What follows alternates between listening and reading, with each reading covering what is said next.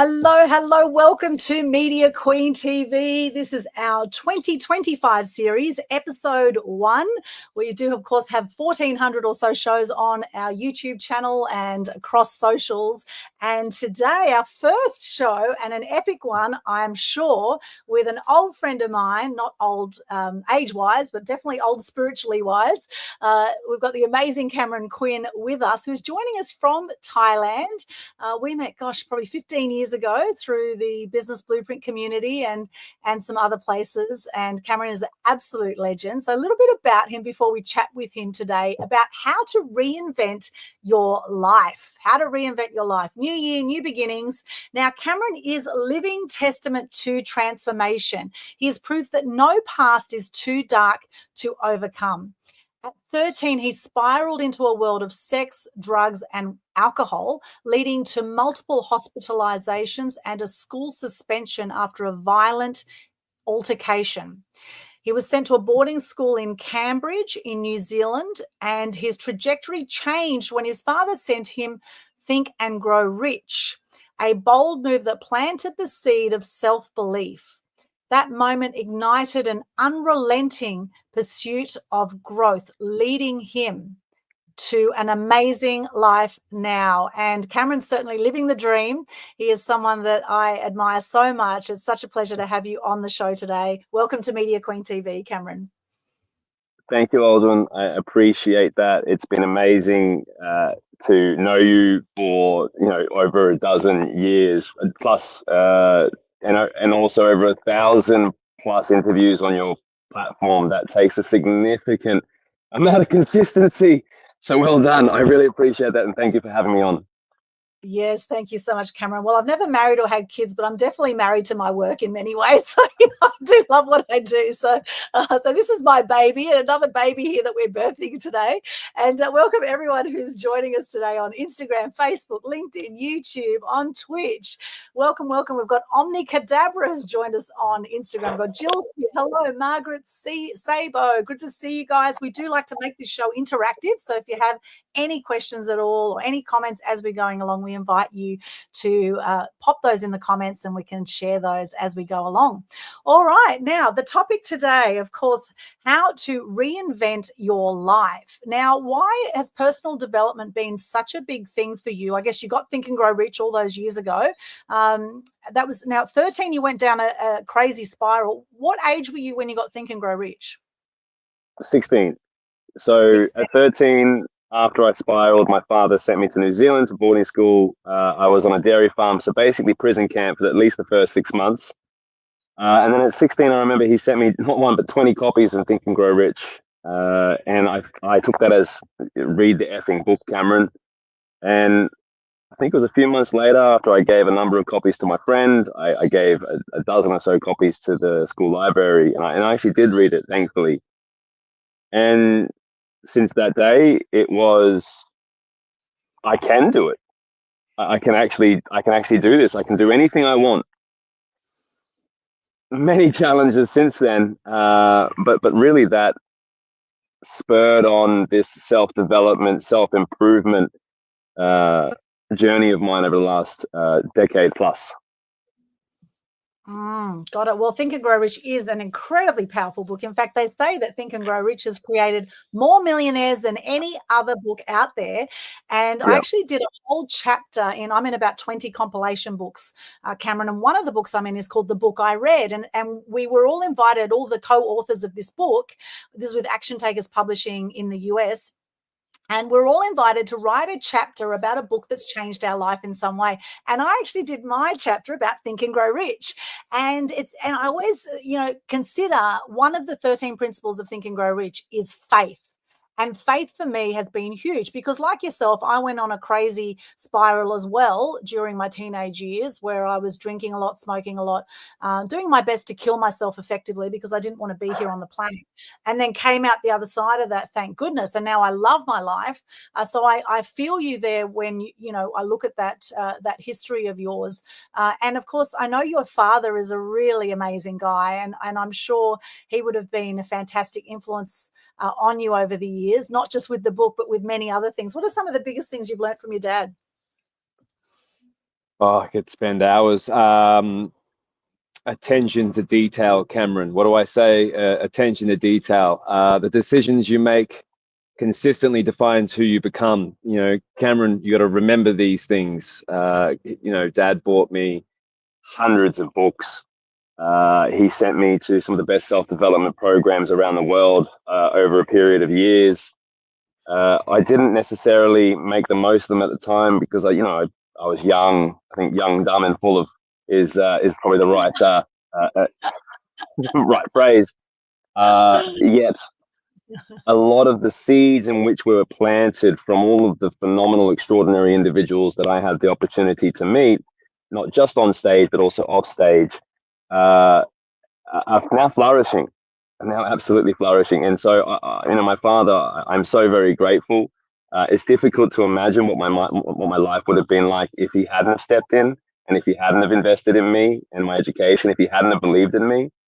There was very few people who believed in me at that time. Actually, many people, including some of my family members, who believed that was a waste of money to send me to a very expensive private boarding school and going to Tony Robbins, etc. Brings it emotion. But it seems to be, at least from Dad's perspective, one of the best decisions he ever made to send me out of the environment I was in Australia, which was a very poor environment, sending me down either definitely jail or death, like you say. Well, I always admired your father. In fact, I met you with your father, so this is why I ask. And we had some great times together. And shout out to Dad if he's out there.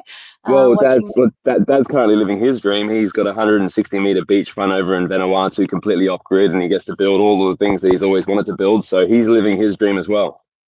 Amazing. I love it. Now, Brisbane boy originally, what took you to Thailand?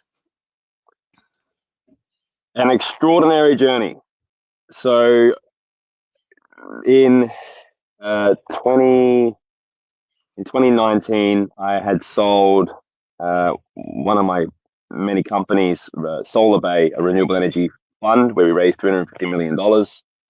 I sold that and they put me on a non-compete in that industry. And whilst that happened, a very good friend of mine was like, you need to have a break. Let's go to the Philippines. And I went to this beautiful private island, the Billionaire's Island, and we spent a week there. And I saw the energy systems, which was basically diesel gensets, and obviously coming from the solar aspect, I saw a big opportunity. And I wanted to have my go at business outside of Australia. And so I took the money that I made and I spent it all. And then the pandemic happened. So that's when an individual that I'd met in 2016, Yuri Marshall, asked me to join their mental health company. And so I did. And then we built that over 2 years that I was in the Philippines, to 70 staff, hundreds of thousands of employees that we were looking after, and a whole bunch of other stuff. So the Philippines then, throughout the pandemic, drove me a bit crazy. Manila was under martial law, 6 p.m. curfew. There's a lot of different things that I really didn't like about the whole scenario, and it drove me a bit insane. And so luckily my business partners gave me the opportunity to leave the country, and I ended up going to Costa Rica for 4 months, with Mexico afterwards for 6 months. And I proceeded to basically travel to 16 countries over that 5-year period. And I got pretty tired of traveling. I got pretty tired of having my base in countries that were removing my sovereignty and freedom. And so I moved to the country in which I've been traveling to over 10 years, doing the Hands Across the Water charity bike ride, a culture that I love because of the Buddhism, the belief in reincarnation, the belief in karma. And so I ended up here. I was actually initially in the islands, but I met a beautiful woman that brought me up to northern Thailand, and now I'm setting up my base here. I'm growing roots, you might say. Nice. And love is in the air. Da-na-na-na-na. Yes, well, you're talking about heart opening before we jumped on. I would have ruthlessly defended myself if someone had told me previously that my heart wasn't open. And since my heart has been expanding, anyone who's watching this, it's a real thing. The females understand it so much better than the males, but since my heart has actually been expanding, you know, I get happy, so happy almost every single day that I cry. You know, it just brings up all of the wonderful emotions. Wow, that's beautiful. That's beautiful. Well, I did a ayahuasca and plant medicine weekend on the Gold Coast many years ago, and it's all about your intention when you go into these plant medicine weekends or ceremonies. And mine was to be open to love. Interestingly, a few years ago. And after that, I actually committed to a relationship for the first time in 7 years. And we were, looking to have kids together, etc. I was in my late 40s at that stage. And it lasted 9 months, interestingly, as long as it takes to incubate a baby. And then it sort of died. It died a horrible death. However, it was 9 months of bliss there for most of it. And then some fears came up, and my partner said at the time, "I don't want to get hurt again." And I said, "Well, if you don't want to get hurt again, you better to stay single, right?" And so just, I still send him love. I send all my exes lots of love. And I'm happily single currently. And I've been really exercising a lot of self-love. And I think that's so important as well. I don't think you have to be in a relationship to, of course, have love. I think it has to start with the self-love. So what has that journey been like for you? Let's talk about love for a moment. What a question. That journey. Yes, that journey of self-love. Yeah. Well, I just want to quickly look at my title, spiritual entrepreneur. So previously with the mental health company, all that kind of stuff, I wasn't spiritual. I was an atheist. Okay. So ever since I was very, very little, I never believed in God, and I didn't believe in anything I couldn't see, touch, and experience. And that was wildly changed over the last 4 years since having psychedelics. Basically, initially, it was dosages of different psychedelics without the shamanic or integration, and so we were really doing it on our own. And so each time I came out of those experiences, it made me question more and more, this current reality in which I'm in. But it was still very difficult for me to completely 360-degree, change my view on reality until my peyote. My peyote experience with the Maracame over in Mexico. That twisted the entire reality on its head, to the point where after that ceremony finished, I was holding onto a tree for dear life as my current reality melted away from me and my new reality came in. And that was when I didn't have to believe anymore, but I knew that this is divine. I knew that I am divine. Then I spent 2.5 years integrating that. So a lot of these ceremonies and plant medicines are great, but really they're a tool for awareness, and it's what we do with that awareness that actually counts, and that's called integration. Because these ceremonies and these medicines, it's like shaking up a bottle of dirty water, and then suddenly it's you can't see through it anymore. It needs to settle. It takes time for that to settle, and what usually happens is individuals go back to their normal reality, and they regress back to their old behaviors, and they basically forget what they had received during these ceremonies. And so I literally have spent 2.5 years integrating that. One of the first things that came out of it was a self-reflection of the stories in which I told myself, and that one of my biggest belief systems in terms of myself, one of the things that I used to be very proud of was, I do what I say I'm going to do. And I did, for the people around me, for the human beings around me. I did what I said I was going to do. But you know what, Aldwyn? I was not able to do what I said to myself that I was going to do. I would say, I'm never going to drink again. I'm not going to do this again. I'm not going to do this again. And then suddenly I was doing these things. And it showed me very clearly, whilst going through a whole bunch of different programs for integration, including Inner Engineering by Sadhguru, I, in fact, didn't love myself because I wasn't reliable with myself and I couldn't trust myself. So if I'm not reliable with myself, I cannot trust myself, and thus I cannot love myself. And that was the start of the self-love. It was like, okay, well, I'm not going to do anything for anyone anymore. I'm going to be completely selfish, 100% selfish, and I'm just going to focus on me. And so after that, I lost 18 kilos. I understood what self-love actually was. and I did literally everything for myself. And so I had to go on this self-love journey, all the way up until I came to Thailand and I met this beautiful psychic. And then after I'd become very comfortable with myself, being with myself, and you know, I have to say, when I was younger, 18, 19, 20, 21, 22, I would wake up and I'd be like, what are you up to? What are you up to all my friends? Because what I thought was I'm just a very social individual is actually I was terrified of being alone. I was terrified of being alone with myself. And Sadhguru said it best. He said, if you can't spend time alone with yourself, you must be pretty terrible company. Mm. If you can't spend a lot of time alone with yourself, you must be pretty terrible company. And that hit me. That really hit me. It's true. You know, if you look at the worst punishment for the worst criminals in society, it's solitary confinement. And this is what the gurus and spiritual enlightened beings, they do for fun. They go and meditate in a cave for a month, which is seen as the worst punishment for the worst criminals. And so the duality of this is where I was, and now I'm over the other side. So that is the view of reality that had to change. And then I had to integrate all of that with Alice, my beautiful partner.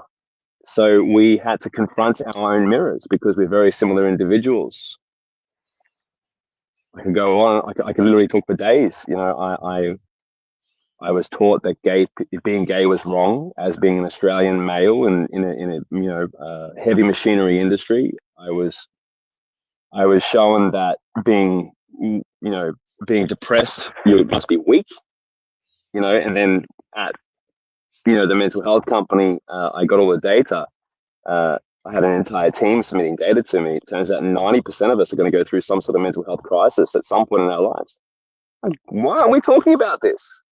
So I had to be confronted with the opposing reality of all my beliefs for me to stop believing those and change those. And I mean, this has been over a decade-long process. And there's been some heavy stuff that I think that every single male at this point in time, especially from the Western society, needs to hear. You know, I found out that my mum, she was completely and entirely emotionally shut down throughout basically, well, her entire life, at least since I was born. And so because she wasn't safe to express herself in the home, express herself emotionally, what I realize now is that when women aren't safe to express themselves emotionally, and if they have to stay in the environment, then they're emotionally shut down to protect themselves. What that means is she couldn't love me. It's not possible. She couldn't even love herself. That made me really sad and compassionate to my mother and what she had to go through. And how I found this out was with my partner now, 6 or 7 days, maybe 8 days into the relationship. She's telling me about something. I think some sort of feedback. I went to defend myself. You know, I got a bit heightened, you might say. And she got off the phone and she sent me a message. She said, you're a great guy, but we're no longer going to continue our journey together. You do not have the emotional intelligence level that I require in a man. And unfortunately, I've required slaps to be able to learn a lot of these lessons. You know, I'd much prefer not having to be slapped, and that's what I'm working on now, getting in front of the slaps, trying to listen to the signs and symbols much more. That forced me to sit down and look at myself and look at my reflection. And I didn't understand it, but what was happening was she was saying to me, this is my experience. And I was saying to her, that didn't happen. That's not how it happened. That's irrational. And, you know, one of my mentors and gurus, my late mentors and gurus, Yong Nyeva, beautiful human being, I miss him.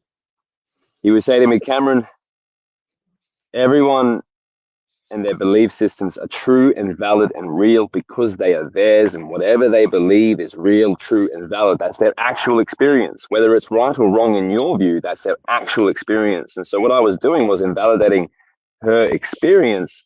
And when I invalidate someone's experience, they no longer feel safe because I'm telling them that their actual experience didn't happen.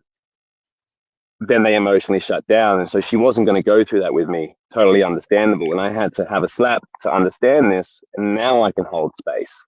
Now I can hold space for things that I would have, well, listen, I'm not completely free of it, defending myself. I'm not completely free of it. I try and discern when I should, when I shouldn't. But yeah, I had to confront myself many times on this self-love journey. And each time I have, it hasn't been comfortable. And yet I can only meet someone else as deep as I have met myself. And each time I go through this experience, I get to meet myself deeper. And it opens up another entire channel frequency of new people and new experiences and new human beings that come into my field of energy. Oh, wow. What a story, Cameron. That's amazing. It's interesting. It reminds me of my ex-boyfriend back there for a second. It's interesting because he used to say to me, because I was so into personal development, and he used to say to me, oh, I am your biggest fan. I am so supportive of you doing all this personal development, but that's not for me, right? He's going, no, that's not for me. I'm good, right? And then what did he do? He was a binge drinker. He was doing cocaine. He was doing all sorts of other stuff, right? He was pretty full on in the drugs. And that's how he kind of, suppressed himself, as I found out. And hence what actually led to the end of our relationship, I believe, because I was growing. It was actually a month that I was traveling. I was in Thailand and Melbourne, a month that he was partying with his mates, doing the supercar thing on the Gold Coast and partying. So he partied for a month. I went traveling for a month doing business and life. And he wasn't able to join me. He, of course, was invited to join me, but he didn't in that period. And then when we came back together, there was a massive disconnect, and it was like it was all over actually really before I even got back. And so from then on, I've decided, and I bless him and send him off with love, and I appreciate the experience that I had. I appreciate that I opened up to love again, and I appreciate the beautiful times we had. And I believe I had to go through that journey to come out the other side. And so now for me, with my next partner, and non-negotiable for me is to have that emotional maturity. So it's really interesting to hear your story, because that emotional maturity, that emotional intellect, that intellectual, emotional maturity, if that makes sense. Like, it's that you need a certain amount of emotional maturity, I think, to be able to have these kind of conversations, even, right? To actually be able to look at your stuff and go, oh yeah, I stuffed up there. I'm a human being. Of course, we're all going to stuff up at times, but if we can't own it and we can't talk through things, if we can't communicate on multiple levels, and if we're not growing together, then naturally we're going to grow apart. Right. And also in the coupling time, I think that's really important. And I think it's very, very wise of your partner to actually end it before it kind of really got started, because she could see the warning signs that, hey, this wasn't going to work out if things didn't significantly shift. And if you weren't open to then having that shift happen, or, making that happen, then that wasn't going to happen. And then integrating it, and then changing, yes. and then integrating and actually changing. Yes, absolutely. And Kimon's with us. Hey, Kimon. Kimon, how you going? Yeah, yes.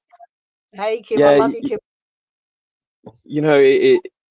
It's both of us, though. It takes two parties in every relationship. If she wasn't able to also integrate the feedback, which she does superbly, I take a few more taps to be able to get it done, but I do eventually integrate. I mean, it's been an intense 8 months, intense. And I'm so grateful for it. A tear almost comes out into my eye, because I am a changed, and again, another changed human being. I can hold space. I have compassion and love for, more compassion and love for my mother than I ever did before. For all females and what they have to go through with us, traumatized men, and I guess all traumatized women because of the traumatized men, and we were traumatized because of whatever reason. So what Alice took me through and I had the help of many shamans and healers throughout this entire process, was childhood healing. Because it turns out every single time I get triggered, it takes me back to a childhood trauma where the response was to my consciousness to create this different story to protect myself.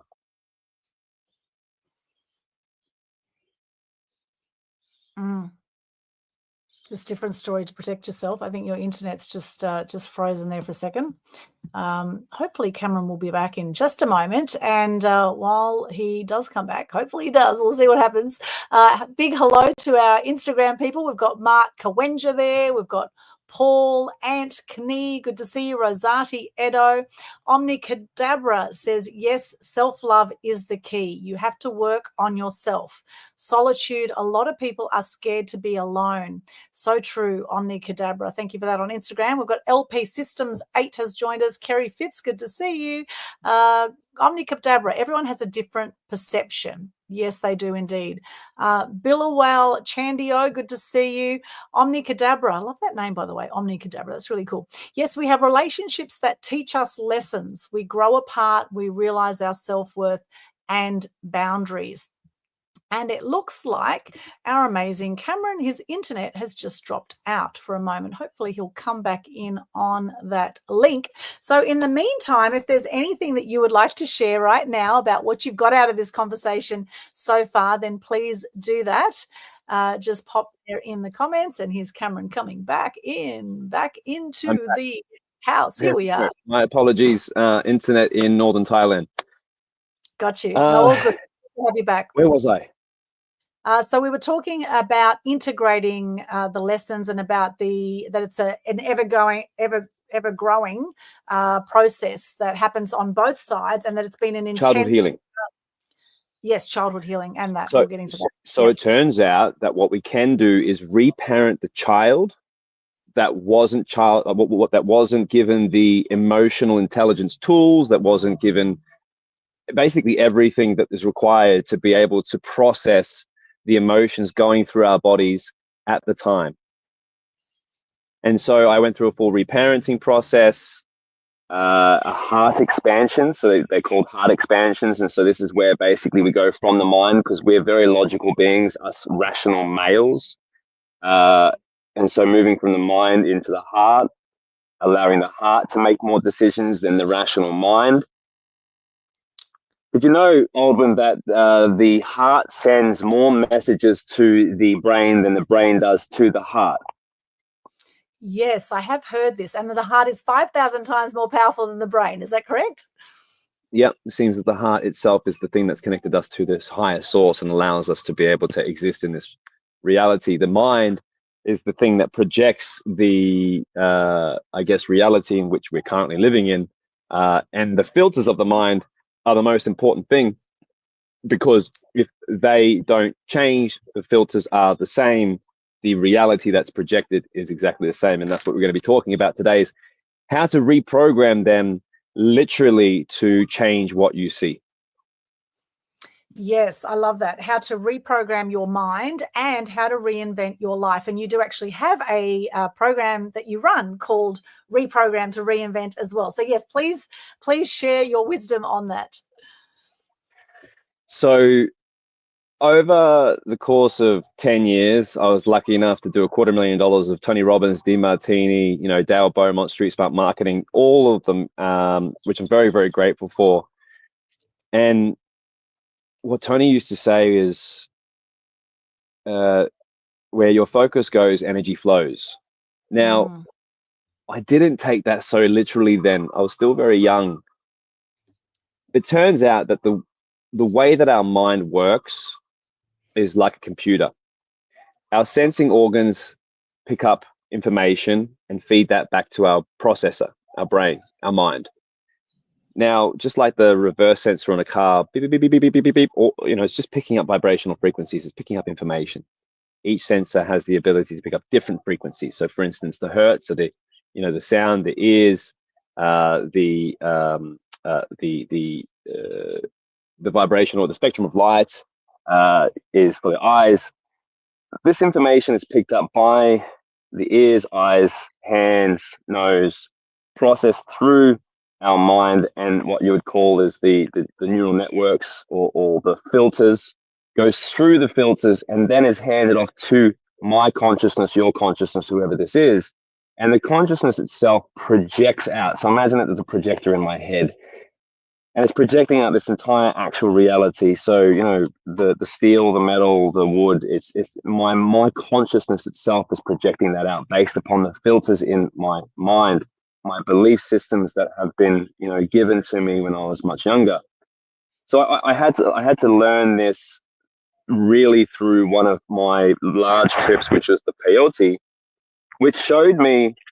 So I just want to give a bit of context. So I'm currently in the Mexican jungle, not really knowing what I'm doing. I've just said yes to this ceremony. Yep, I'm in to this wonderful sound healer, Haley. And now there's 20 people at 10:30 in the evening sitting around a massive fire, and everything else is pitch black. And there's some traditional indigenous Marikami shamans hosting our group.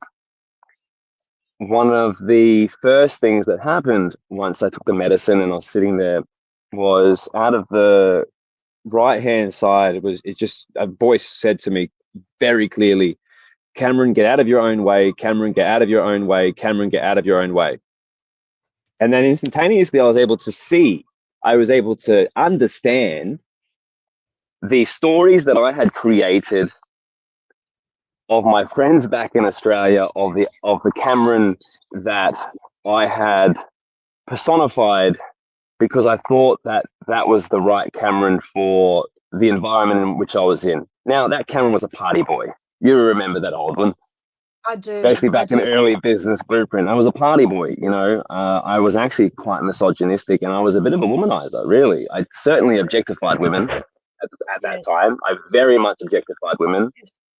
Yes, you did. You know, yes, you did. I didn't know. Until last time I saw you, even probably a few years ago. But anyway, it's, you know, obviously a journey. It's a work in progress. So it was after this peyote ceremony that I was able to finally see that I objectified women.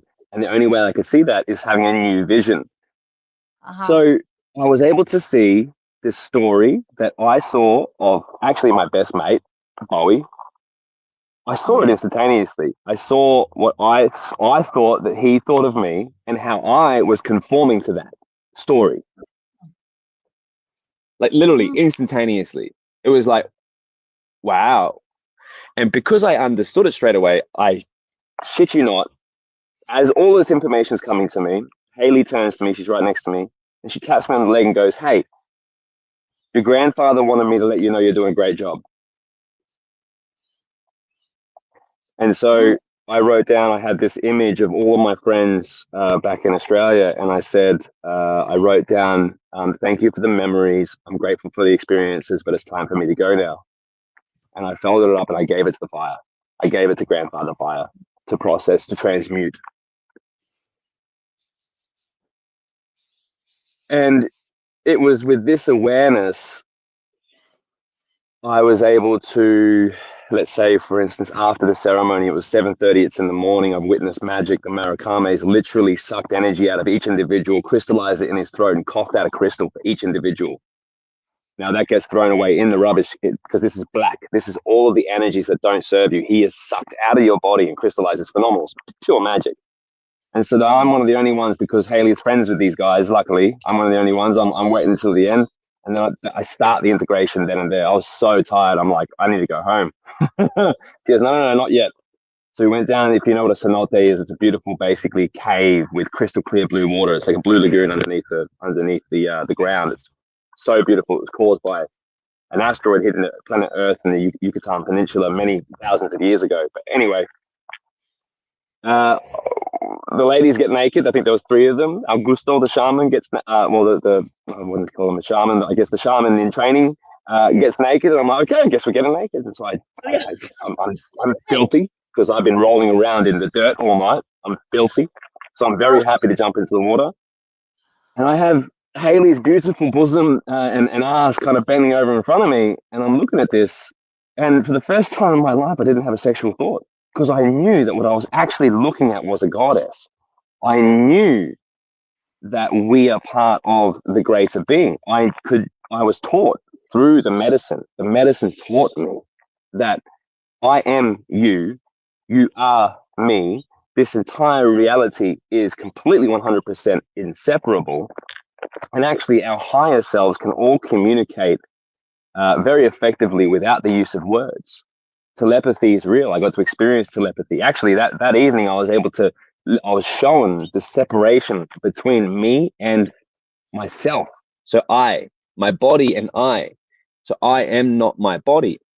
To the point where, I guess part of the initiation process was I walked through the fire to prove to spirit that I understood that this is not real. That this is all my consciousness projecting this out. And to show it, it was like, okay, can you do some pain? Can you overcome your own fear boundaries? Can you overcome your own fear?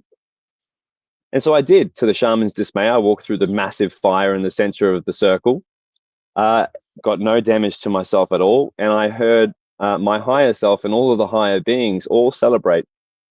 He's here. He understands. And that was a proper rebirth. I'm not even kidding. It was a rebirth. That was when my life changed. That was when I knew that this was something very different to what I initially was taught to believe. At that point in time, I knew God was real, or you can call it divine spirit. God is just a name. I call it love as well, but really you can also call it subatomic particles. And so if you look at the quirk and the subatomic particle, the best scientists in the world, they don't know what it is, but it seems to be the base layer of our entire reality, literally, not metaphorically. The best scientists in the world have taken apart metal, the human biology, air, to the smallest fragment that we can possibly observe with the largest microscope, and they've found it's all the same thing. So through this journey, I've had these experiences. Most of the time, because of my logical and rational mind, I've had to explain it to be able to understand it. I've had to explain it to myself to be able to integrate it, because it needed to make sense. Where the feminine, they don't really need that. They can just feel and they know. They're more connected to their intuition than the masculine seem to be. And, it's been a remarkable journey of learning hundreds of books to be able to back up, okay, well, this is what this is. Okay, well, this, ethereal realm, these dimensions that we don't have access to right now, in at least the Western world. I have mentors and gurus, billionaires, who I've asked, hey, do you like psychedelics? They literally say to me, I don't need psychedelics. I'm already there. These guys are already blissed out because they haven't had the indoctrination. They haven't had the brainwashing that I had that took me so far away from truth. And so I've now had to basically spend the last 5 years getting back towards truth.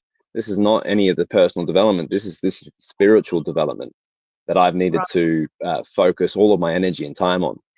And so when I say full time, I literally mean full time. I was able to stop myself operationally in the mental health company and focus full time on meditating, journaling, working out, self-love, which again, I'm blessed for. And that's the reason why I want to share this information. Because once I realized that I was programmed, this is by Grand Theft Audio, PlayStation games, violent movies, scary movies, with all of the Hollywood propaganda, all of the pop music, rap, hip hop, I realized that that was what the items that distorted not just my vision board at the time, money, cars, hoes, power, right? It's all in the music, but it distorted my entire reality. Basically, because of the programming, those distortions, well, I was looking through life with these filters, these filters that did not serve me or the individuals around me, which I was completely unaware of. Again, once I realized that I was programmed, I realized that I was programmable, and that was when I realized that I could become the active participant in my programming. And so I did. I started searching for my programs. I can give you some early on examples because they're easy. I used to say no one's perfect. What a shitty belief. What a shitty belief. Why would I limit myself instantaneously? Because whatever I believe goes through and is projected out. Now, if there was a person that was perfect, if there was a human being that was perfect, I wouldn't find him because my belief system says already it doesn't exist. And because my belief system says that, it goes through my filters and is projected out into reality. Now, how does this work? This is called cognitive bias. So if I'm driving through a small country town and I'm hungry and my mate behind me has his engine light on, I'm looking for a restaurant, he's looking for a mechanic. The experience of exactly the same thing at exactly the same time is going to be very different based upon what I'm focusing on. So whatever my belief system is creates what I'm focusing on, and whatever I focus on is my energy flowing there. So if I'm saying to myself, no one's perfect, that means I believe that. That means my consciousness is going to project that for me. It's going to fill in the gaps. This is the same reason why you can watch me on the screen right now, whoever's watching me on the screen right now, because you know that each pixel is actually a flashing light.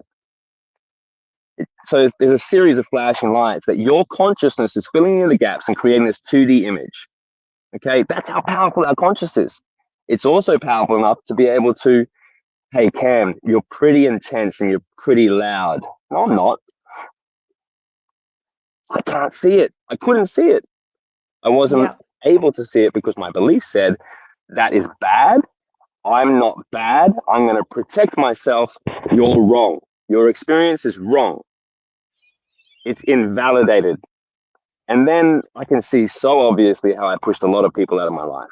I can see so obviously how I self-sabotaged so many relationships. It's so obvious now. Couldn't see it back then. And so when I look at the numbers, you know, I was able to, you know, co-found this company called, mind you, mental health company, where we used clinical psychologists to be able to facilitate the work. I'm not a big fan of that anymore, clinical psychology, because it has to go through the institutions to have a big rubber stamp. And I know that big rubber stamp is absolute bullshit now. So I went, fortunately, to Carl Jung depth psychology. And in Carl Jung depth psychology, it talks about 5% of our life is conscious, 95% of our life is unconscious. That is the series of programs in which we were given that are playing out in our life in patterns that we are completely unaware of, 95%. Shit, I'm part of that 95%. I'm part of that. I'm a human being. I can't get around this. What most don't realize and what most won't accept at this point in time is that 95% of their entire life, they're playing up programs that they did not consciously choose, that were given to them by not just their parents, but their parents. This is the reason why this is called generational trauma, generational curses, whatever you want to call it. So generations ago, they decided that this was real. For instance, smoking is good for you. You know, like at one point in time, they said smoking is good for you. At another point in time, the Australians were hunting the Aboriginals. Again, just because other people are doing it doesn't make it right. This is crazy. And so the parents were taught this thing. And because they believed it was normal, that became their reality. And anything that said otherwise, well, that's attacking their reality. And so they're going to defend themselves. This is the reason why we are currently in a crazy world, because I think religion is a great example. If I believe that this is 100% real and I attach myself to it, when the religion is attacked, I'm being attacked because I'm holding on to it. And when I'm being attacked, I'm going to defend myself. But it's an idea that doesn't actually exist in reality. It's just words on paper. Yes, one person may believe it, but like we said before, anything you believe is true and valid and real because it's your actual experience. Good example of this is a friend that I met over in the Philippines. She is the interior designer of all the billionaires. At one point in her life, when she was pregnant and she was giving birth, she died on the operating table. Her child did die as well. She was resuscitated, came back to life. She'd met God. She came back blissful. She was seemingly given powers where she was able to meditate with her eyes open. And well, what she would do, and everyone found it a bit weird, she'd go into these massive structures and she'd sit there and meditate with her eyes open for half an hour. And everyone's like, this is really, really weird. as I was integrating back in Australia, I sat down in the garden and I was meditating with my eyes open, and suddenly these 3D shapes, a sphere and a cube, start appearing in my peripheral vision. I'm seeing them. And as soon as that happens, my brain goes one-on-one, holy, this might be how Ivy sees. And so I contacted her and I said, hey, is this how you see your reality? She said, yes, I see the table. I see the sofas. I see the paintings. I see the chandeliers. She sees it as if she's seeing you and me right now. See, everyone's experience is valid and real because it's theirs. One of the biggest doctor testimony and nurse testimony for people on their deathbed is that before they die, they start speaking and seeing people. They see their grandfather, they see their father, they see their daughter. They see people who have passed on to another realm and they're talking to them. Now, their entire family is thinking that they're crazy. What I know to be true right now is they can actually see them. They're actually talking to them. And likely the spiritual being that is currently there is in fact real. They've tried to say and talk about psychedelics as hallucinations. Hallucinations means not real. No, what we're getting is visions. What we're receiving is access to other vibrational frequencies that we usually do not have access to, which receive more information than we could possibly ever imagine. Now, when I learned that the access to the vibrational frequencies that exist in this entire reality of what I experience is actually 0.0000001% of my actual reality, I realized that all of these dimensions, all of these spiritual beings, it's all real. You know, I've had many conversations with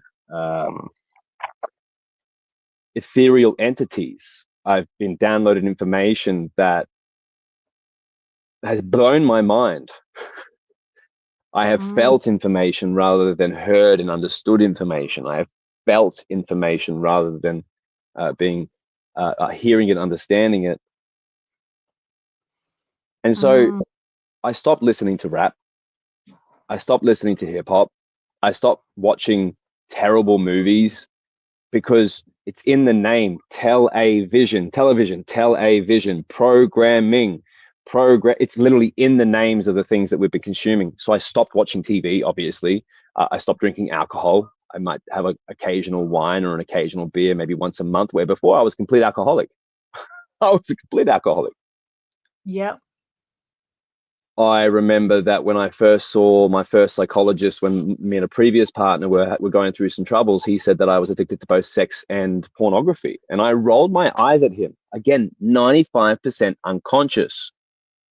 He was telling me point blank that you have a problem from a psychological perspective, and I didn't believe him, and I rolled my eyes, and I thought that I was right. Obviously, years later, I can see the problem that I have. So I no longer watch porn at all. That changed my life. Actually, that changed my relationship with women. So, you know, the cocaine and alcohol and porn, all of these things are simply just distractions. TV, social media, even workaholic, moneyaholic. If you're addicted to money and you can't do anything else other than make money, you're addicted to money. This is a distraction, complete distraction. If your self-worth is based upon your business or your career, that's a distraction. Yes. And so what are people running from? Themselves. They're running from themselves. They're running from the thoughts. They're running from the trauma. They're distracting themselves. And that's the reason why 10-day Vipassanas are so challenging. That's the reason why solitary confinement is the worst punishment for the worst criminals. You know, I will eventually do probably this year. I was supposed to do it this month, but it's scary. 10-day Vipassana, which is a 10-day silent retreat. All you're doing is meditating for 10 days. No phone, no social media, no nothing. No drugs, no alcohol. You're literally just with yourself for 10 days. It's a very hard process, which very few people can do because, well, we drive ourselves crazy. Again, if you can't spend a long period of time by yourself, you must be pretty terrible company. So we're running from ourselves. Yes, it's so interesting. I think half the thing is just getting conscious where we've been unconscious, right? It's actually seeing these blind spots and just getting conscious to what are our beliefs. And, you know, as Omni Cadabra says here on Instagram, She's Omnicadabra. Hello. I don't know actually if you're male or female, but Omnicadabra says, I call it channeling. Tell a lie vision. Tell a lie vision. Yeah, programming, channeling through the media. And Out of Shadows is a fantastic documentary if you haven't seen it that talks all about this. And it's actually pinned. It's in my Conscious Community Global Facebook group. You can actually see that movie if you haven't seen it yet, done by two Hollywood stunt guys that talks about all this programming that happens through the media and through Hollywood, etc. Omnicadabra says, third eye, pineal gland is visions. It's like a daydream for me. And they say telepathy is real. Absolutely. We've got Annalisa Mopio Jane has joined us. Alan Patterson, good to see you there. Sensalo Muhammad's joined us. We've got Alice Muse, your beautiful partner's here. She says, this very interesting discussion. Baby girl. Thank you, Alice. Thank you so much. Yeah, fascinating discussion. Absolutely. And I can relate to so much of what you've said, because I think for a long time, you know, I was running from myself for a long time. You know, I've had addictions to drugs, alcohol, work, food. I mean, it can show a sex, you know, in multiple ways. I've had addictions to all those things, and it's been a real journey for me, I must say, learning to make time for me, to make time for the self-love, doing things like meditation, doing things like today I did an hour with my beautiful dad. He's 87. We did Tai Chi in the park here at Bribey Island. We did Tai Chi in the park, and then we did a meditation in the park. And I was lying back. It was a beautiful sunny day today in Bribey Island, lying back right next to the Puma Stone Passage and looking up at the trees and watching the birds and looking at the clouds forming and looking at the sun, and just, you know, and I actually noticed myself and how challenging it was being present. We were doing a meditation about the now, about being present in the now. And I noticed my thoughts going here, there, and everywhere, you know, making shapes out of the clouds and watching the leaves and going, oh, look at that pretty bird. And it's like, oh my gosh, you know, how challenging is it just to be present in the now? And this is with doing so much work on myself. The other day I did yoga, I had a sauna, like I made time, and then I went in for a beach swim today. I made time for that without feeling guilty about it. However, I must say I still am very challenged being present in the moment and you know, silencing the mind, silencing these 60,000 thoughts we have a day, right? And you know, 90% of our thoughts for most people, or 98% they say, are exactly the same as we had yesterday, and 80% are negative for most people. So when you've got 60,000 thoughts a day going on, you know, it's interesting. You know, there's no way we could be conscious of the 60,000 thoughts. However, really, you know, what we're saying here, we're talking about reinventing your life, reprogramming your mind. So what are some great ways or tips that you could give people, Cameron, to actually, you know, maybe notice some of these conversations and actually learn to be present and tap into this amazing spiritual world that was within and all around us? Great lead in. I completely 100% agree. I mean, if I'm in the future or if I'm in the past, I'm not here in the present. The present is all we have. And so if my mind is in the future, if my mind's away thinking, I'm not actually in the present. So a lot of people do this. I did this. I talked. I listened to talk. That's right. I listened to talk. I still do it sometimes. I can't help it, which means that when I'm listening, my mind is thinking about what am I going to say next. Now, if my mind is away thinking about what am I going to say next, I'm not present with the person I'm supposed to be listening to. This is active listening. Yes. Active listening was never taught to us.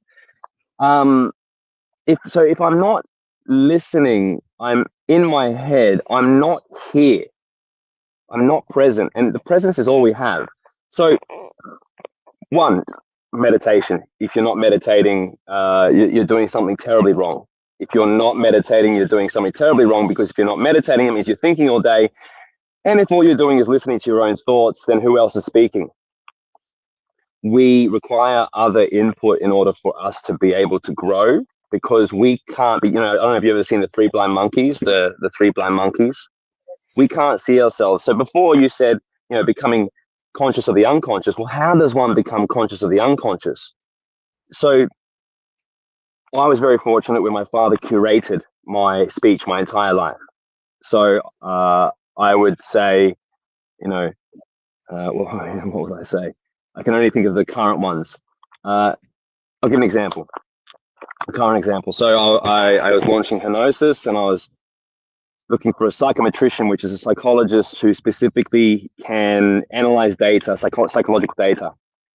And I was about to say, and I stopped myself because I become conscious of the unconscious. I was about to say on the phone to Dad, "Oh, it's going to be really hard to find a psychometrician."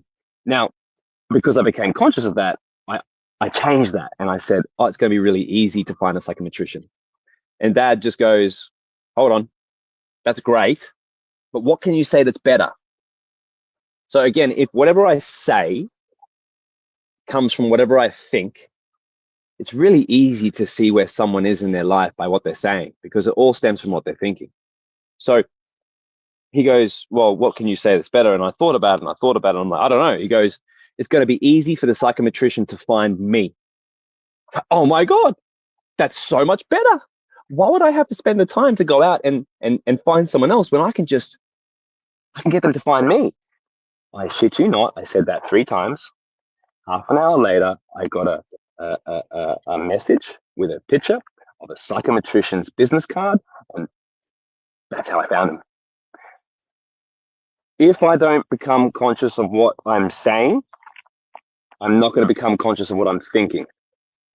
So the first part is having the responsibility to listen to yourself and to have a level of discernment on whether or not that thought hurts you, harms you, or supports you, loves you. I gave an example before. No one is perfect. Obviously, I don't say that anymore. If you say I can't do this, then you're creating a self-limiting belief, and you're going to create a self-fulfilling prophecy. You won't be able to do it. If you believe you can't, you can't. It's not possible. You're going to stop yourself from acting instantaneously because your conscious is going to remove all the opportunities for you to do said thing. I'll give you another example, and I think this is a good one. So I did a 500-kilometer charity bike ride with Business Blueprint with Dale Beaumont, I think 2 years ago. I was finished that. I was in Bangkok. I wasn't too sure what I was going to do next, whether I was going to go to Australia or the Philippines. I was smoking away, and I had 2 soda waters ordered, and only 1 soda water came. Now, the guy charged me $18 US for those soda waters, and that, for me, was a bit rude. It was actually a shock. So I gave him my card. I didn't even look at the bill. And I came back with the invoice, and I'm looking at this $18, but that's just absolutely crazy. So the old Cameron would have allowed his peace to be disrupted by this, perhaps angry, irritated, whatever. But the new Cameron was like, consciously, I know what to do here. I've been taught. I know what to do here. I took some deep breaths, and I said, I'm not going to allow $18 to ruin my peace. And so I continued on with whatever I was doing. And then my hands started getting clammy and my heart started palpitating. My heart rate increased. And so I felt these physiological changes. Now, by the way, we don't feel a lot of these changes until we become more sensitive. And the only way we become more sensitive is by releasing all of the untruths and bullshit that we carry. We call bags, all of the bags that we carry, the heavy bags. Once we get rid of that, it's called enlightenment. We're getting lighter. Once we get rid of those, become more sensitive, and as we peel away layers, more layers become visible. So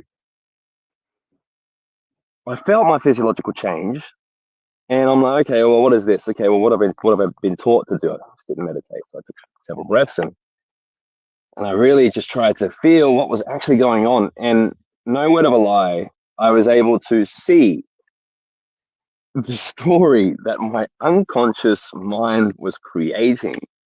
And that story had me up over to the bar, confronting the situation.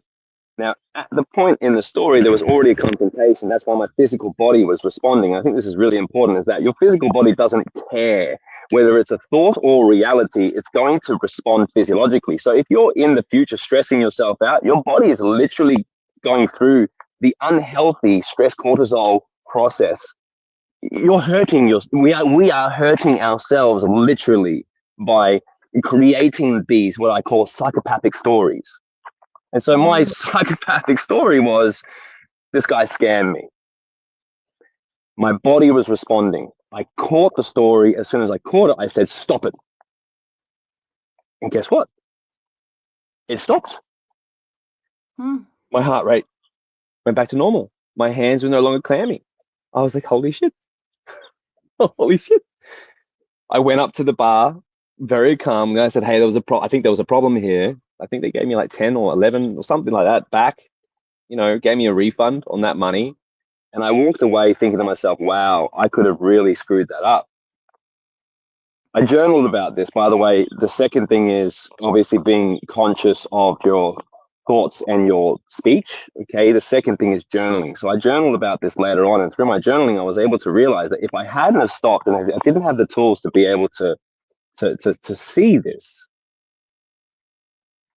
it would have played out. And what I mean by that, it could have easily, I was irritated. My body, my physiology was changing. Now energy is exchanged. Now suddenly I go down to the bartender. He feels my energy. I got an intense energy. Then suddenly he gets his defenses up. He gets his back up because he thinks, well, this guy's irritated. I'm feeling this energy that irritates me. Now his defenses come up, and those defenses just prove to me that this guy's scamming me. That makes me angry or irritated. And now there's a conflict I never wanted, but I have created myself because I am not conscious of my unconscious thoughts. This is called self. What's it called when you hurt yourself? Self-sabotage. This is called self-sabotage. So we do this in our relationships. Every single person. Okay. Why I said like human beings, 95%. Again, this is one of the best psychologists of our time, Carl Jung. 95% we are unconscious of. Now that's all of you watching. That means you don't have any idea of the patterns that are playing out in your life. Now, how do you become conscious of this? You need something or someone else. Most people become aware of this at the dark night of the soul. They'll lose their wife, their kids, and their job, and then suddenly they'll now finally go, maybe I'm the problem. Maybe it is me. I had several business relationship screw-ups. I can tell that perhaps some of them were a combination. Actually, all of them were a combination. But the reality is that I can see my fault in all of these things, where previously it was like, these people have done me wrong.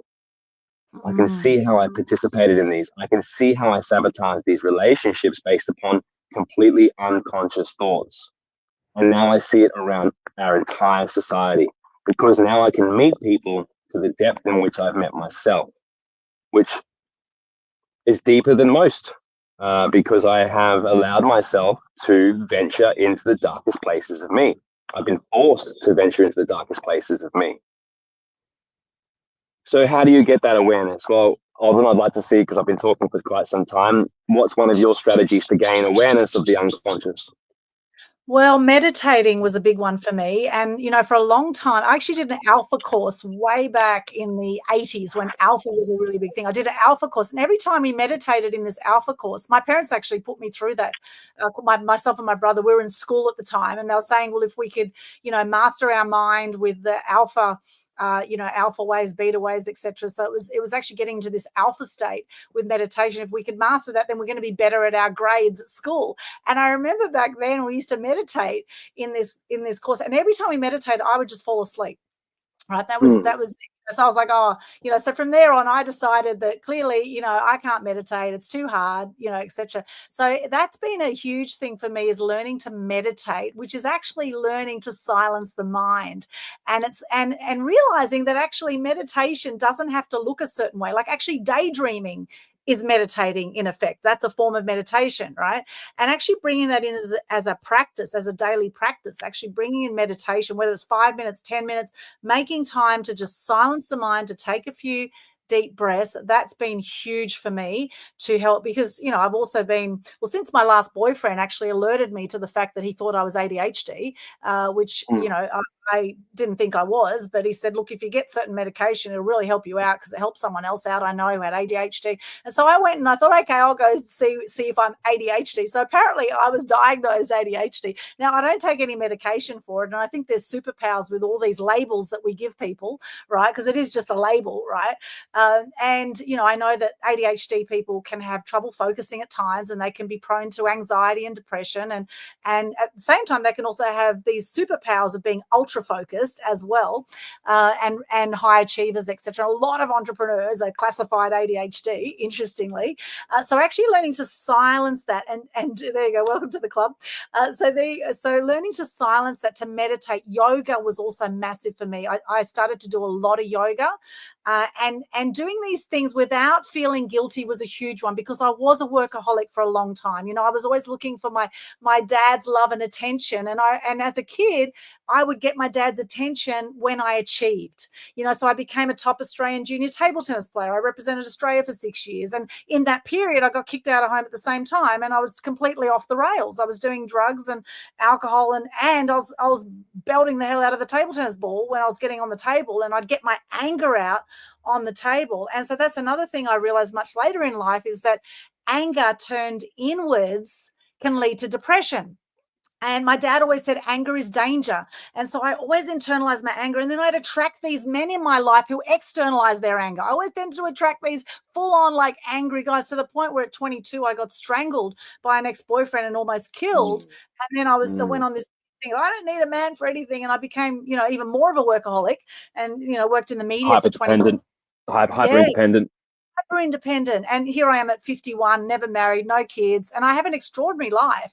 I don't feel that I need a partner, although sometimes it's nice to have a partner, definitely. And, there's always lovers in the background if you want it. But, it's the difference between lovers and having a really connected sort of spiritual type relationship, which I have had glimpses of in the past, right?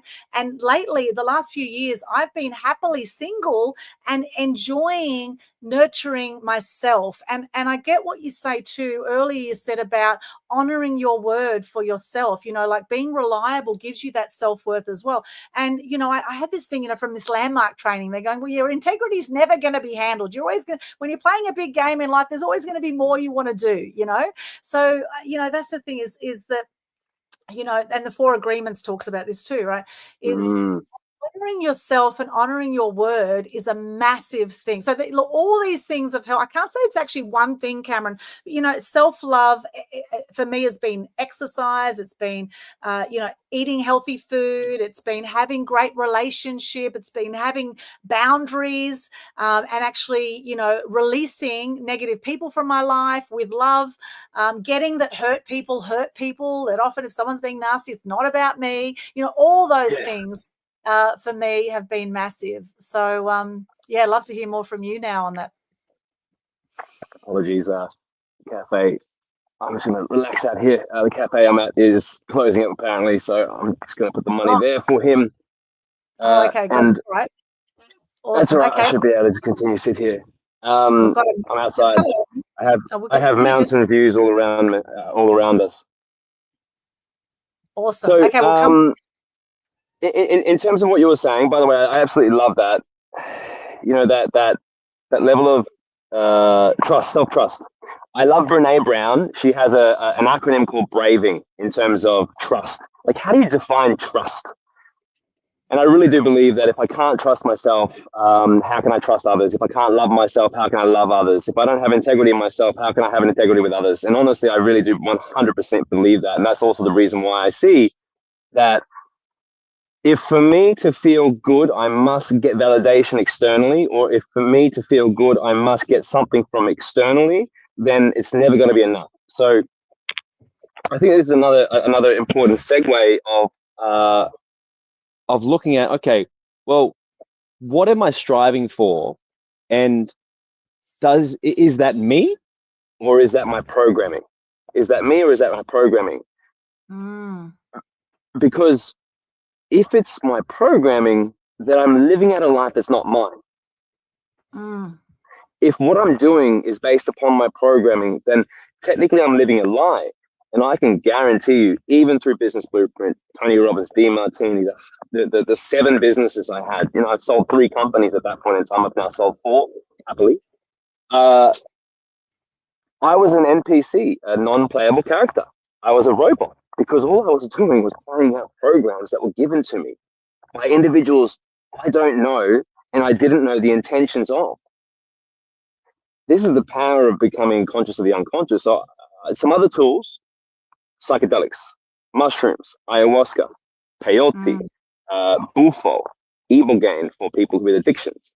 These are all sacred, indigenous, ancient plant medicines that our entire species has been using for thousands of years, documented in stone, speaking to their gods. I read this big book that my father had sent me. There's an entire story behind that as well, called Ancient Psychedelic Mystery Traditions, and it talked about thousands of years of usage. And then suddenly I found myself in Mexico in this ceremony. I'm like, holy shit, I'm here. Wow. It's a sacrament. It's a sacrament. It's, you know, it's a divine sacrament. And so psychedelics certainly are a tool for one to gain awareness. This is the reason why Hypnosis, we do psychedelic assisted therapy, where we take individuals safely through these experiences, but then help them integrate it afterwards, because that's the most important part. Another great way, what we were talking about before, journaling.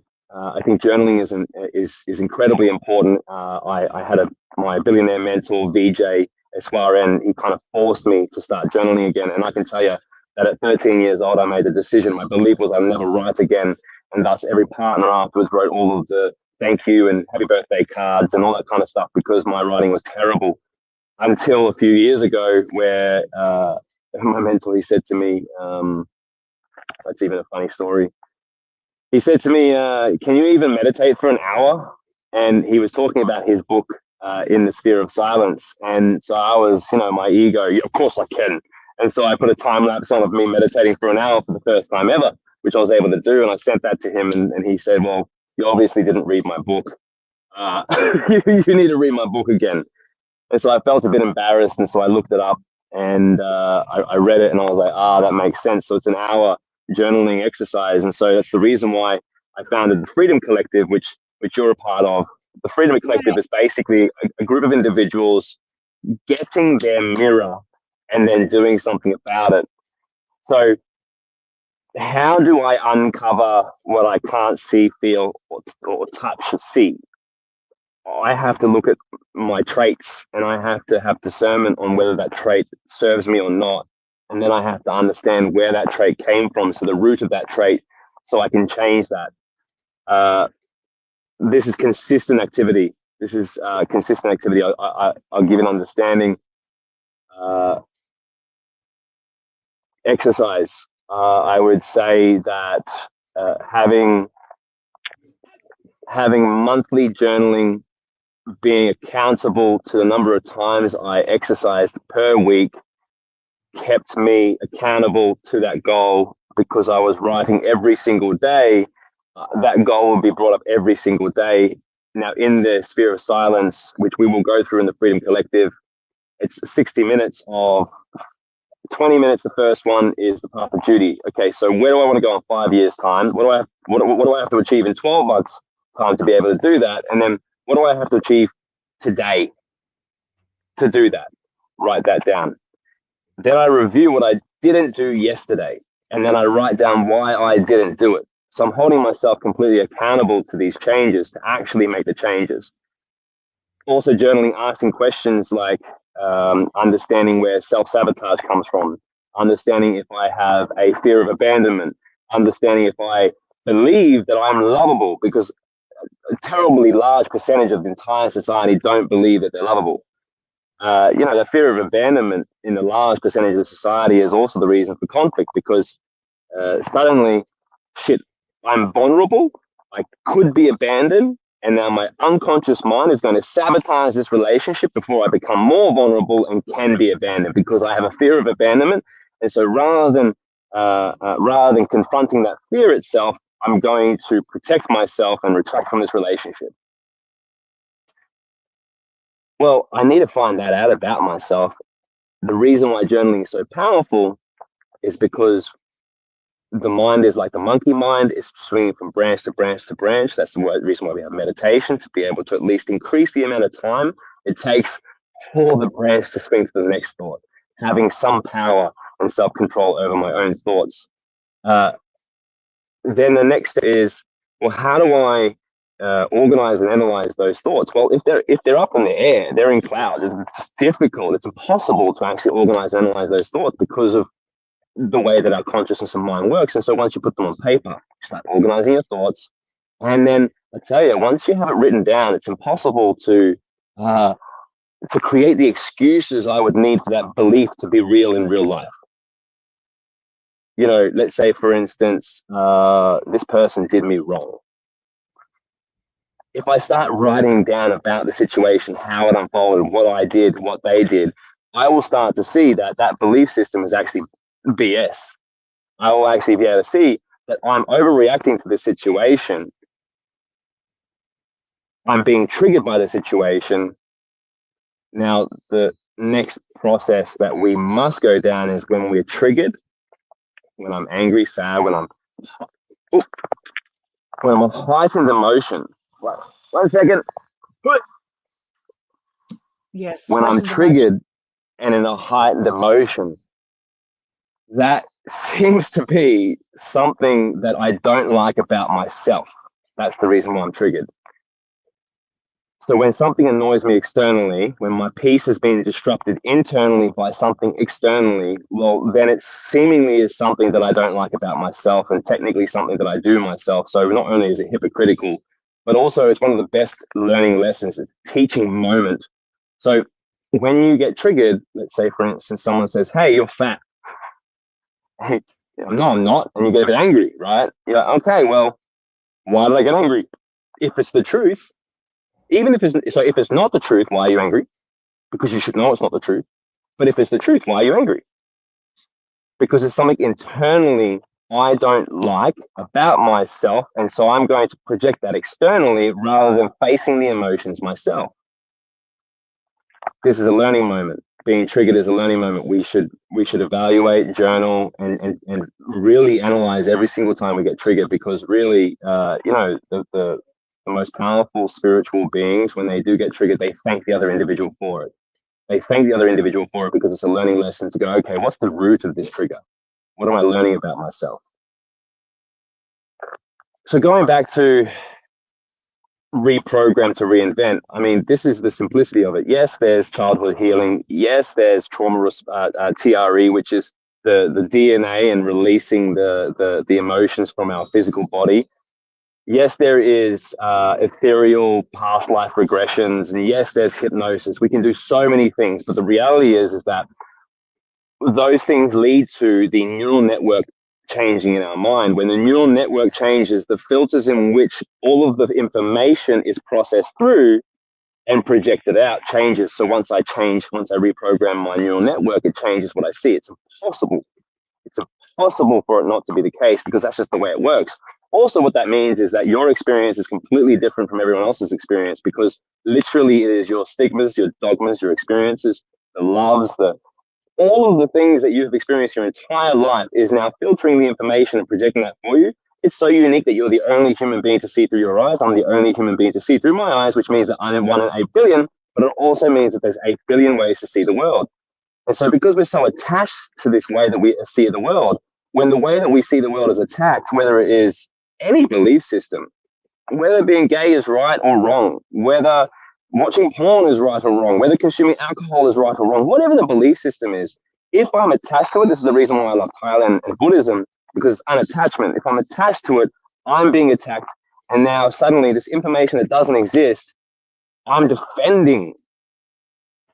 This is insanity. I mean, literally, I see that I was literally insane before, not just a non-playable character, but, I know that you had a bit of an issue with me bringing up psychopathic tendencies quite a number of times, but I really believe that the majority of society are psychopathic in the sense that if I can't control my thoughts and if I can't control my emotions, being the two fundamental things for the foundation of all of my manifestations and all of my projections, then I'm out of control. If I am not in control, then I'm out of control. You might go, oh, I'm in control of my thoughts. Well, how many of you have been laying in bed at nighttime with your thoughts running? You want to sleep, but you can't sleep. You want to sleep, but you can't sleep. If I want to sleep, but I can't sleep, and my thoughts are keeping me awake, that means that my thoughts are in control. I'm not in control, which means I'm out of control. If I say to someone, you made me angry, you made me sad, I'm externalizing my responsibility for my own emotions, and suddenly I'm giving you responsibility, which means I'm giving you the power. which means I'm not in control of my thoughts or emotions, which is the majority of society, and it's the way that we were taught. It's also what I used to do. Now I take responsibility for my thoughts and emotions, and because of that, I've been able to not control them, but have a far better management of my underlying foundational manifestation, which is thoughts and emotions. The higher and the more intense the emotion, the more energy flow, wherever my focus goes, which is my thoughts, literally is created and manifested into life. So what I mean by that is you're all in a room somewhere, a home. Oh, we're frozen there again. Okay, I'm sure Cameron will come back in a moment. So big hello to everyone who's joined us here on Instagram. We've got Sensalo Muhammad there, Andy Medlam, good to see you, Frank Burned, Amir Nadimi, of course, gave us a nice clap there before. I'm sure Cameron will come on in just a moment.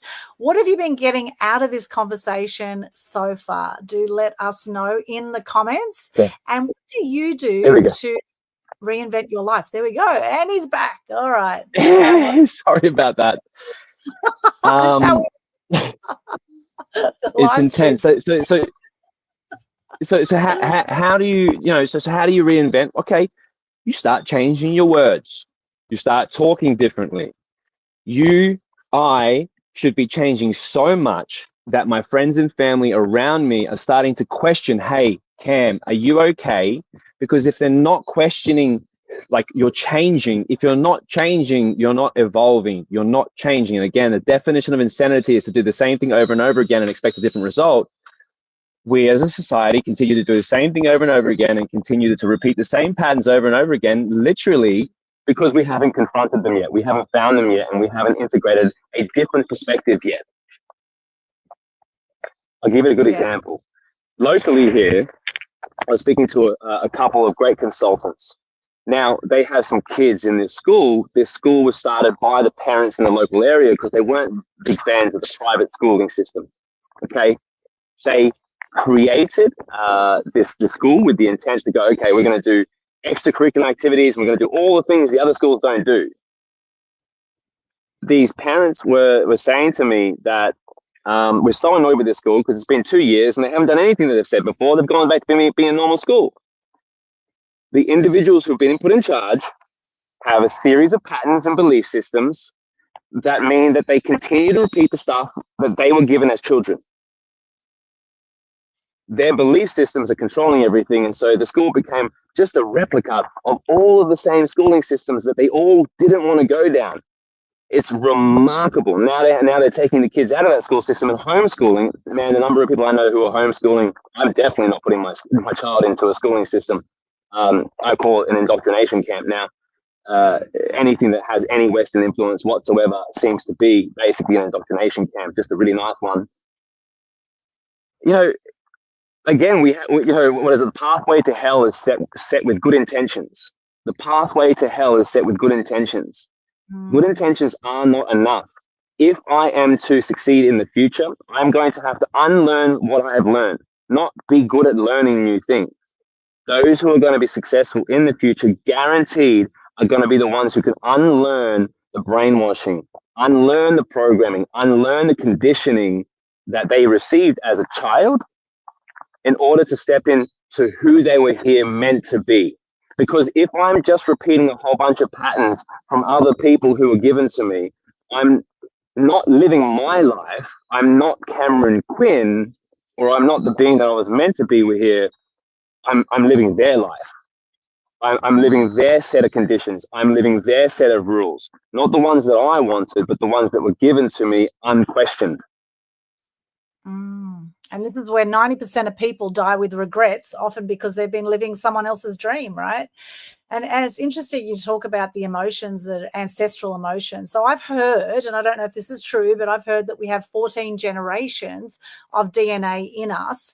And when I did my plant medicine weekend, I did the ayahuasca and the San Pedro and the peyote. And when I was doing that, when I was going through the feminine emotions, everything was beautiful and lovely. But as it went into the masculine emotions, I I cried and cried and cried. And my ancestors actually came in. My grandparents actually came in, and there was a lot of anger. And I saw all these beings, these massive ethereal beings, as you say. I saw these massive beings all around this situation, and the crying and crying and crying. It basically went for hours. I mean, thankfully, I was very well supported in this community at the top of Springbrook mountain it was at the time, and I remember as the sun rose, there was a black cockatoo that came up onto the balcony, and then afterwards I went down and saw this beautiful serpent in the in the backyard of this place where I was at.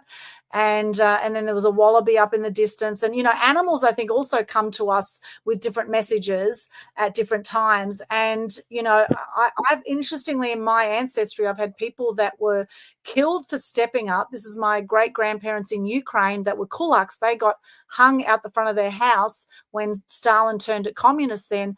And I also have people that were running for their life for speaking up, which was my granddad ran away to Turkey when he started to speak up against the government because they said, you're now speaking up there. The government's men are going to come and kill you.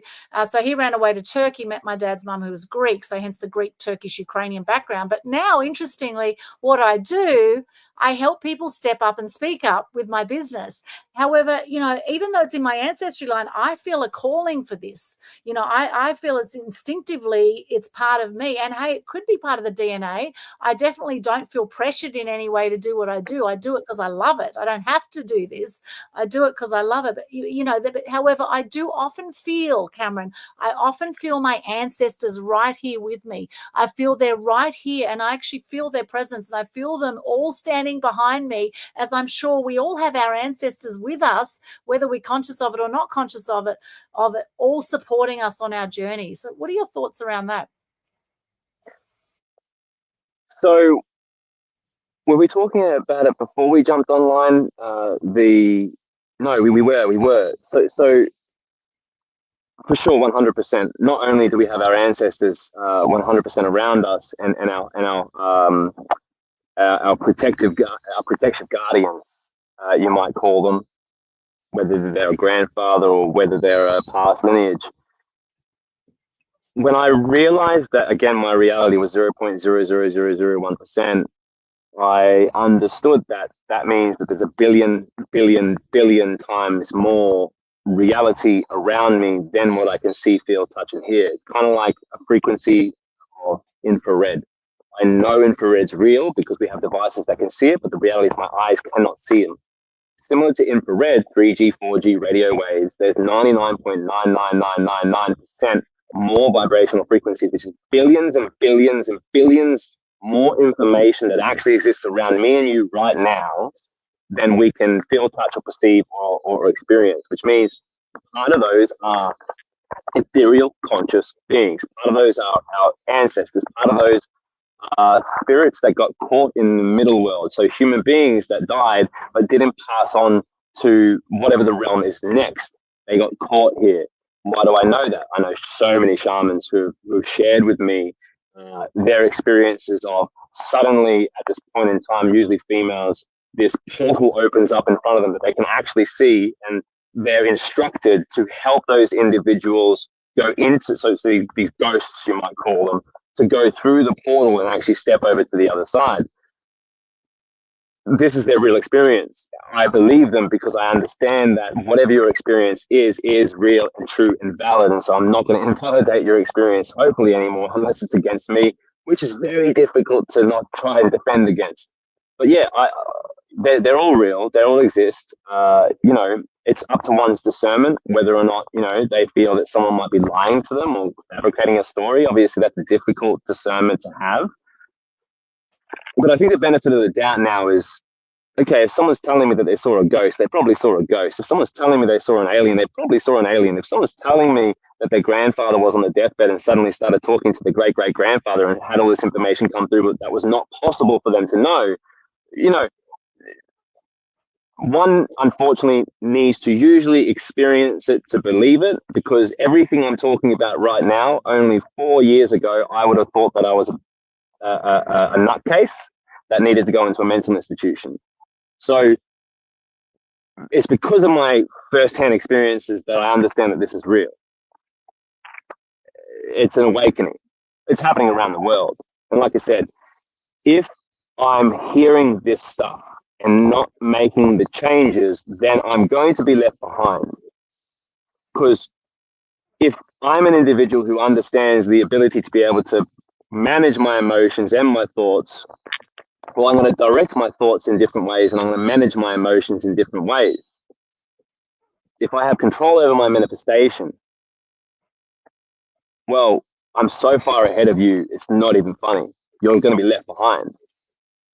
And the only way that I can control my manifestation is if I understand what are the filters in which it's been processed through and which of those filters don't serve me. Because if I have a pie graph and I have 50% which are positive and 50% which are negative, it negates itself. But like you said, 80% experience negative feelings and negative thoughts most of their day. And it's the reason why they're stuck. Because it's me against me. Remember, Cameron, get out of your own way. Cameron, get out of your own way. Cameron, get out of your own way. Whoever's watching this, can I please say to you, get up out of your own way. Please, please, please, please start this work. Now, if you want a lot more of this, there's Reprogram to Reinvent, where I have an entire slideshow that goes through the science behind all of this. And the science is really important. But as you were talking about before, Aldwyn, the DNA, you know, I'm going to be teaching in the Freedom Collective about the metamorphic field and the metamorphic resonance. And if you don't know what that is, this is seemingly the structure of our very being. So this is also how the information is passed on from one generation to the next. And it's also the reason why the babies being born come out of their mother and can play on the iPhone. It's a firmware update. So if you look it up, it's called metamorphic resonance.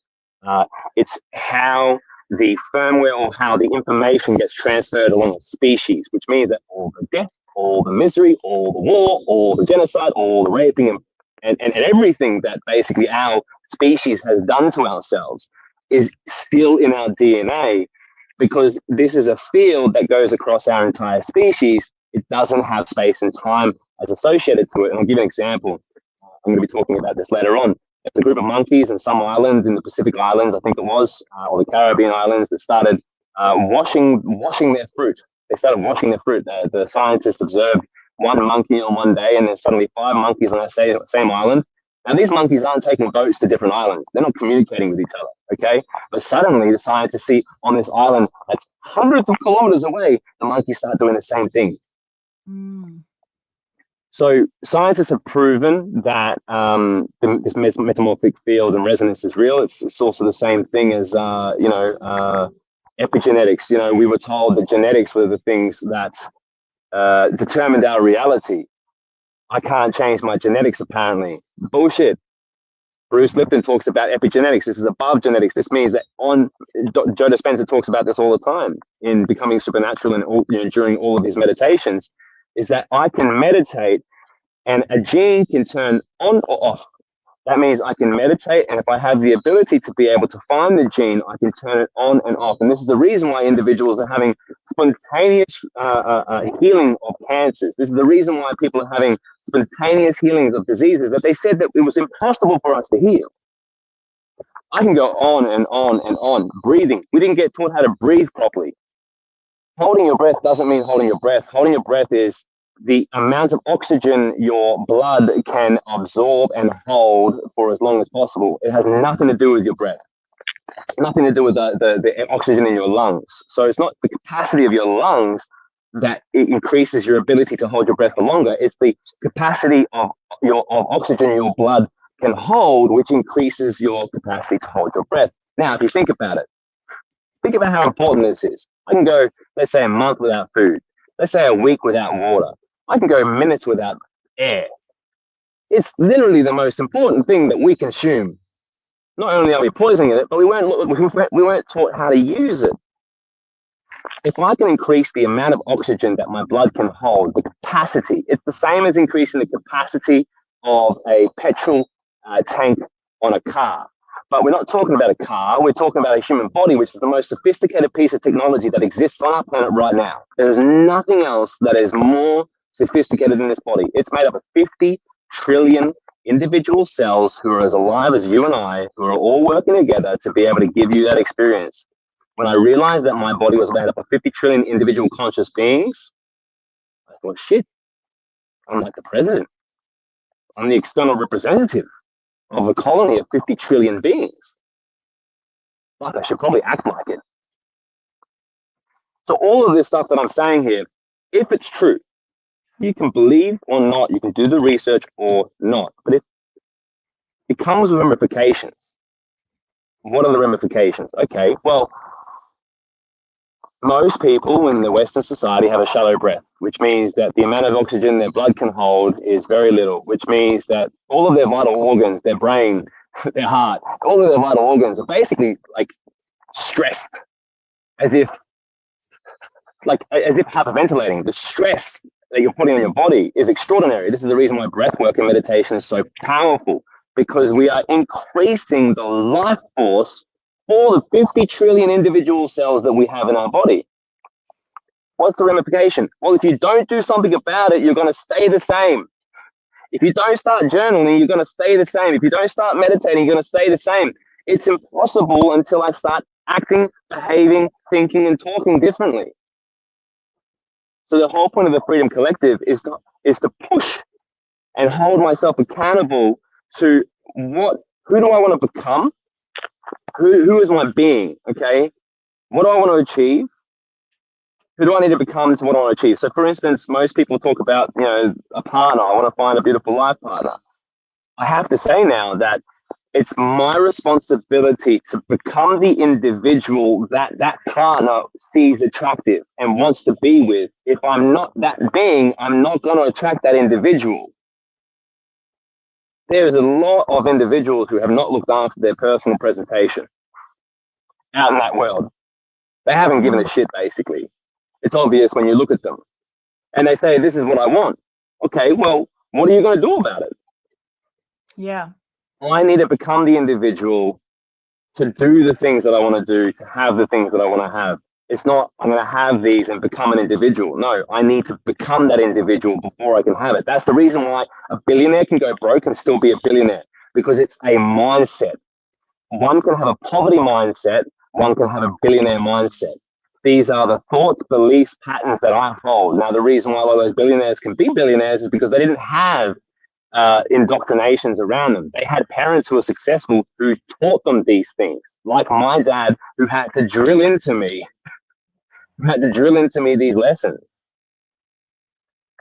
I'm very fortunate about that, and I hope that what we're talking about right now is valuable to your viewers, because if they actually do something about it, now I'm not going to sit here and go, oh, it's so easy. Honestly, it's literally the most difficult thing to do. I was talking to my father about it, and he said, well, if it's easy, everyone will be doing it. If you are able to confront yourself, if you can confront your shadows, if you can confront your darkness, and then make the changes, your life will change. Guaranteed. It's just how it works. Extraordinary. Well, I can't wait to get into your program. So for those who might want to join on this adventure, and I'm sure it's going to be one hell of an adventure as we take ourselves on and go next level and reinvent our lives as we know it. For those who want to join, what can they do? How can they find out more about this, Cameron? Okay, thank you. They can go to a landing page called go.hypnosis.live/reprogram to reinvent opt-in. I believe that is going to be going somewhere. I think the next event is tomorrow, but there's another event coming up next month as well. Go to this, register, jump into the reprogram to reinvent. If you want to join a Freedom Collective, if you want to join a group of individuals who are inspired to change, who are work in progresses, and who resonate on this frequency, then obviously you can get in touch with us at hypnosis.live, go through the contact form, and I'm happy to either get one of the team members to organize a time with myself, or you can speak to one of the team members about what works for you. If you want to do some psychedelic assisted therapy in a very safe environment, in a very safe environment, then we have different places all around the world, including Brazil, Peru. We have places here in Asia, We do have places in Australia, but the reality is you can travel and have an entire holiday for the same price as doing this stuff in Australia. So if you want to do psychedelic assisted therapy, go to hypnosis.life. There's many other programs, but really I would highly recommend joining the Freedom Collective to be able to make that start making that personal change. And then also, if you want to do some mushrooms or ayahuasca or peyote, then I have shamans all around the world facilitating this. And if you want to go on a complete personal retreat, a personal metamorphosis, I have clients who fly over for 12, 15 days. They'll do 2 or 3 plant medicines plus several other modalities, including shamans, which are literally getting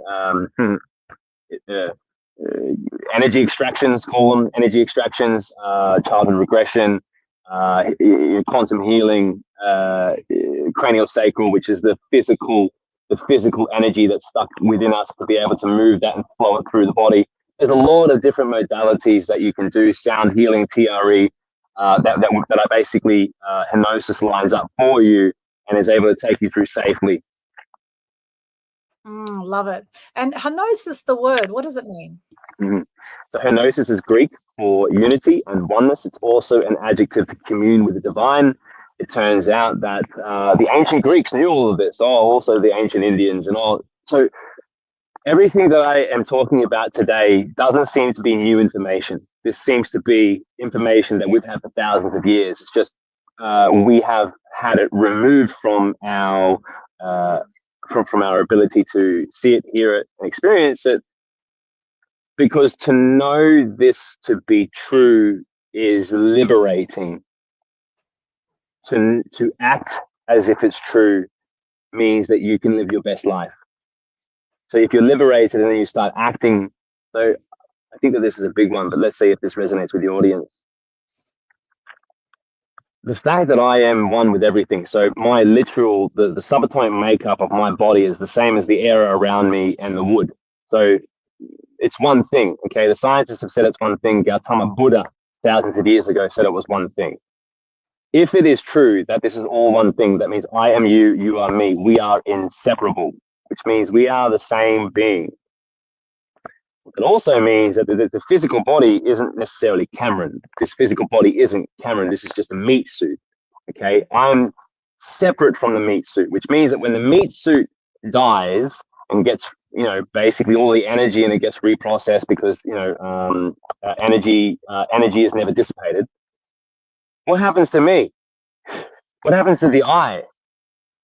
So what that actually means is technically we're immortal beings. So I was told in one of my deep and somewhat traumatic experiences that I'm here to let you know that we don't die. And I believe this to be true, as in I know this to be true. We don't die. Now there's a ramification to that. How does one act if they know that they don't die? If they know that death is not death in the way that we have been indoctrinated to believe death is? Well, how does one act? I'm going to leave it at that because consider, how would you act if you didn't die and if you were no longer scared of death? Remember, if I have a fear of death, it is in my pathway, it's getting processed and projected out. So, holy shit, I really want to jump off this cliff into this beautiful crystal clear water. My friend just did it, but I'm so fearful. Where is that fear coming from? And remember, it is stopping you from acting. It is stopping you from doing the things that you were here meant to do. Yes, fear. It's moving from fear to love, isn't it? It's interesting. Just in the last 24 hours at Bribie Island, there was a lady, 17 years of age, that was killed by a shark at Bribie Island. So today, as I was about to hop in the ocean, interestingly, my dad said, "Be careful. There was someone attacked by a shark at Bribie Island." I said, "That's okay, not a problem. I'll be fine." And so I didn't worry about it. However, just notice when the fear comes up, my friends, because it's it can be very deceptive sometimes, this fear. Sometimes we don't think it's fear. But again, it's getting conscious to where we might have been unconscious around that. So where do you have fear in your life that could be stopping you from reinventing your life? A lot of people have New Year's resolutions, of course. Here we are already in February 2025. How are your New Year's resolutions going, right? In already, and how many from last year did you actually achieve from last year? So it's a great time, I think, to be reconsidering our reality, right? What do we believe to be true that maybe isn't true, right? And in fact, in the Out of Shadows documentary, it actually says there at the beginning, it says, why do we believe what we believe? Why do we believe what we believe? And, it's interesting as my mum has been very fragile the last 7 weeks. And I actually want to do a shout out to another Cameron, a guy called Cameron Saker, who's a naturopath and homeopath here on the Gold Coast. And he actually reached out to me yesterday and he said, how's your mum? And I said, oh, things aren't good. We still haven't been able to get her walking. She got knocked over by a carer in her house 7 feels like 7 months, 7 weeks ago. It was just before Christmas, a week before Christmas. And, she's been in a hospital bed ever since, not able to even get up. I mean, we got her up standing, but then she fainted. We had her sitting on the end of the bed for 45 minutes, 50 minutes. And then she threw up. She fainted another time because of the blood rushing. So it's just been a horrible experience the last 7 weeks. However, he did a bit of distant healing yesterday. He actually said, can you send me a photo of your mum's tongue? Now, I couldn't get my mum to stick her tongue out, but I sent him a photo of my tongue and I sent him a photo of my mum's face. And he did whatever he does with this distant healing. And amazingly today, mum stood of her own accord. We got her in a wheelchair. We wheeled her around, which is great after 7 weeks in a hospital bed. And now we have hope that, that she will be able to actually walk again like she was walking perfectly fine. We were doing half-hour walks together before this fall happened. She was stable on her feet. She's almost 81 years of age, but she is stable. There's nothing wrong with her body. It's all in the mind. Now, she already had dementia. And so, dementia doesn't help the situation. But interesting, just today, Cameron, just this morning, my dad was saying to me before we went to hospital, he said, stop torturing your mum. He said, every time you try to get her out of bed, you're just torturing her. And I said, Dad, I believe she can walk again. I believe she can walk. I'm not going to give up on my mum. And sure enough, she stands up today. My dad now has renewed faith and renewed hope. And it's like a complete change just like that. So, where in your life have you lost hope for yourself or for someone in your life? And how can we bring a bit more love there, right? Bring more love. And so thank you, Cameron, for whatever you did with because he said he taps into the subconscious somehow, which is obviously what you're talking about with this, distant healing that can happen. And I know scientifically, but there's been many examples where people have tuned in to people that have been sick from miles away. They don't even see the people. They tune in somehow and they can put this healing energy, across miles. It's extraordinary. Like our logical brain will have, be challenged to actually think, how the hell does that happen, right? And you were saying before we went live, you're saying, that this can happen. You have a knowing about this. So could you share a little bit about that, about this distant healing? How for those that are thinking, how the hell does this happen? What is that? So I'll give you an understanding. So the particular shaman I work with, he's Japanese, Taiwanese shaman. He was sharing about an individual who he was invited to come in and see, who'd been in hospital in coma for 3 months. He did a shamanic healing with this guy who'd been in a coma for 3 months. The following day, he woke up. A lot of people say, what is it? Causation, causality. What is it called? Cause and effect. It's really difficult for individuals to, especially doctors, to believe this kind of stuff, that the ethereal world works, how it works. I think a good example of how it works is vibrational frequencies. I think that it helps me understand it. So, for instance, there's this machine called the Genesis, the bioscanner, bioresonance machine. Now, if you know what this is, then fantastic. For those of you who don't know what this is, it's now up to 8th generation. Decades ago, the Russians decoded the human body. And as I was talking about, the body having 50 trillion individual cells, each one of those cells is a unique identifier, the same as the fingerprint. It's a vibrational frequency, every single one of those. Now, when a cell clumps together, it becomes an organ. That becomes what's called a collective consciousness. That collective consciousness now has a vibrational frequency. The reason why we can tap into these vibrational frequencies is because they're all here right now. 440 hertz is the same for me as it is for you.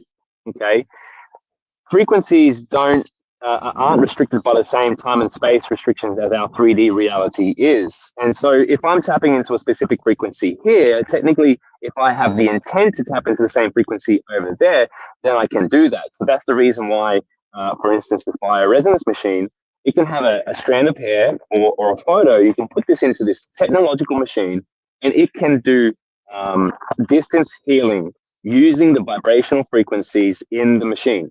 How shamans do it, and I mean, this is a very well practiced practiced talent, skill set, modality over decades, is they're going into a different realm that is not binded by time and space.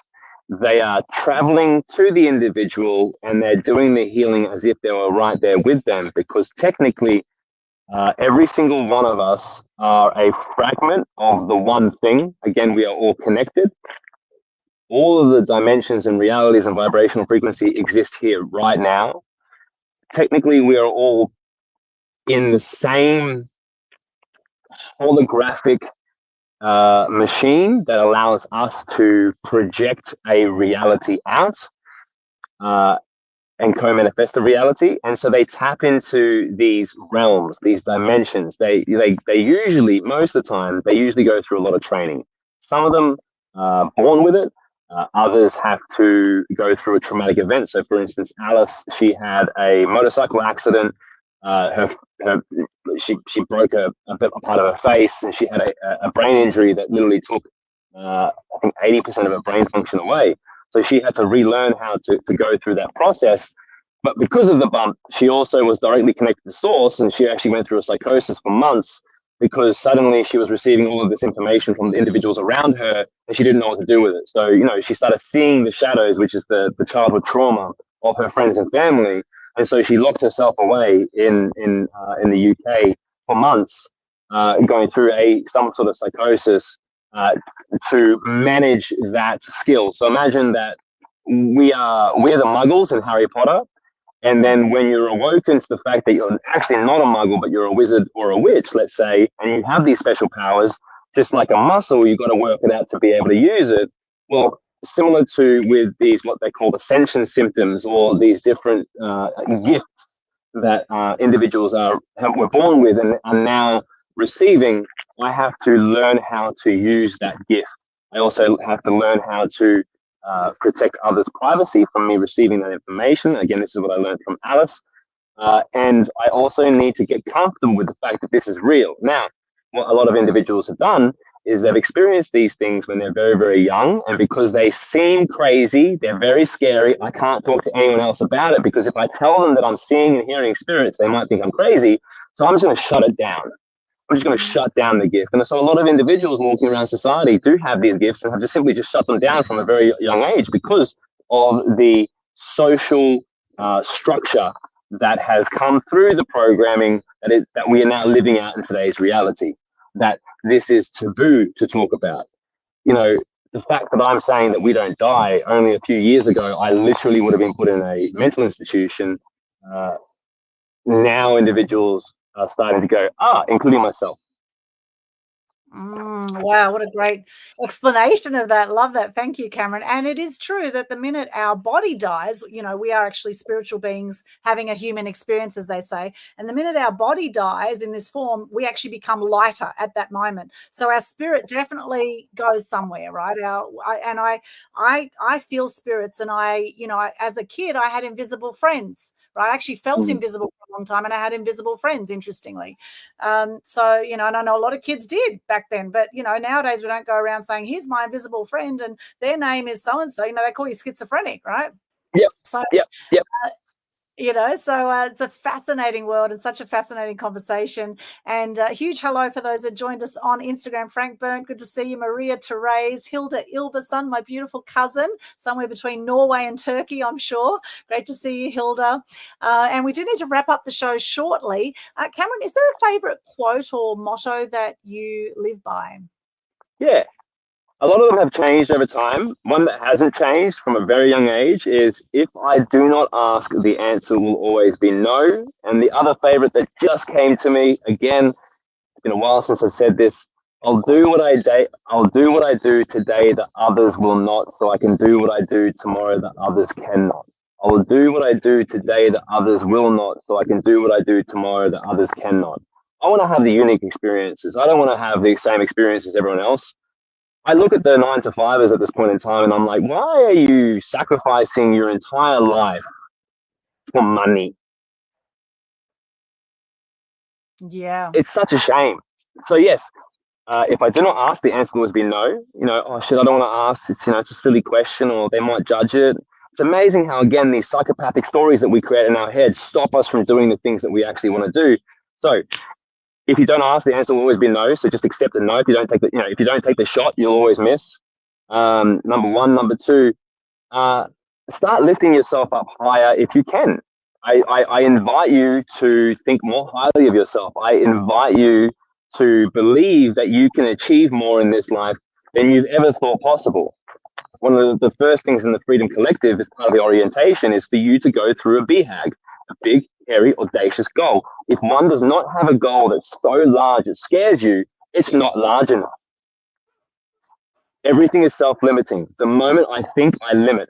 The moment I think, I limit. There's a whole bunch of stuff there which talks about, I asked VJ one time, I said, why do you work so hard? He goes, Cameron, I'm not working, I'm walking in his footsteps.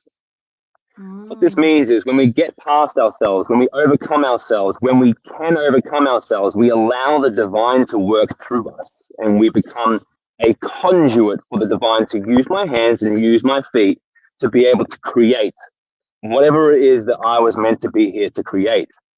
I cannot do that if I'm living other people's conditioning and programs.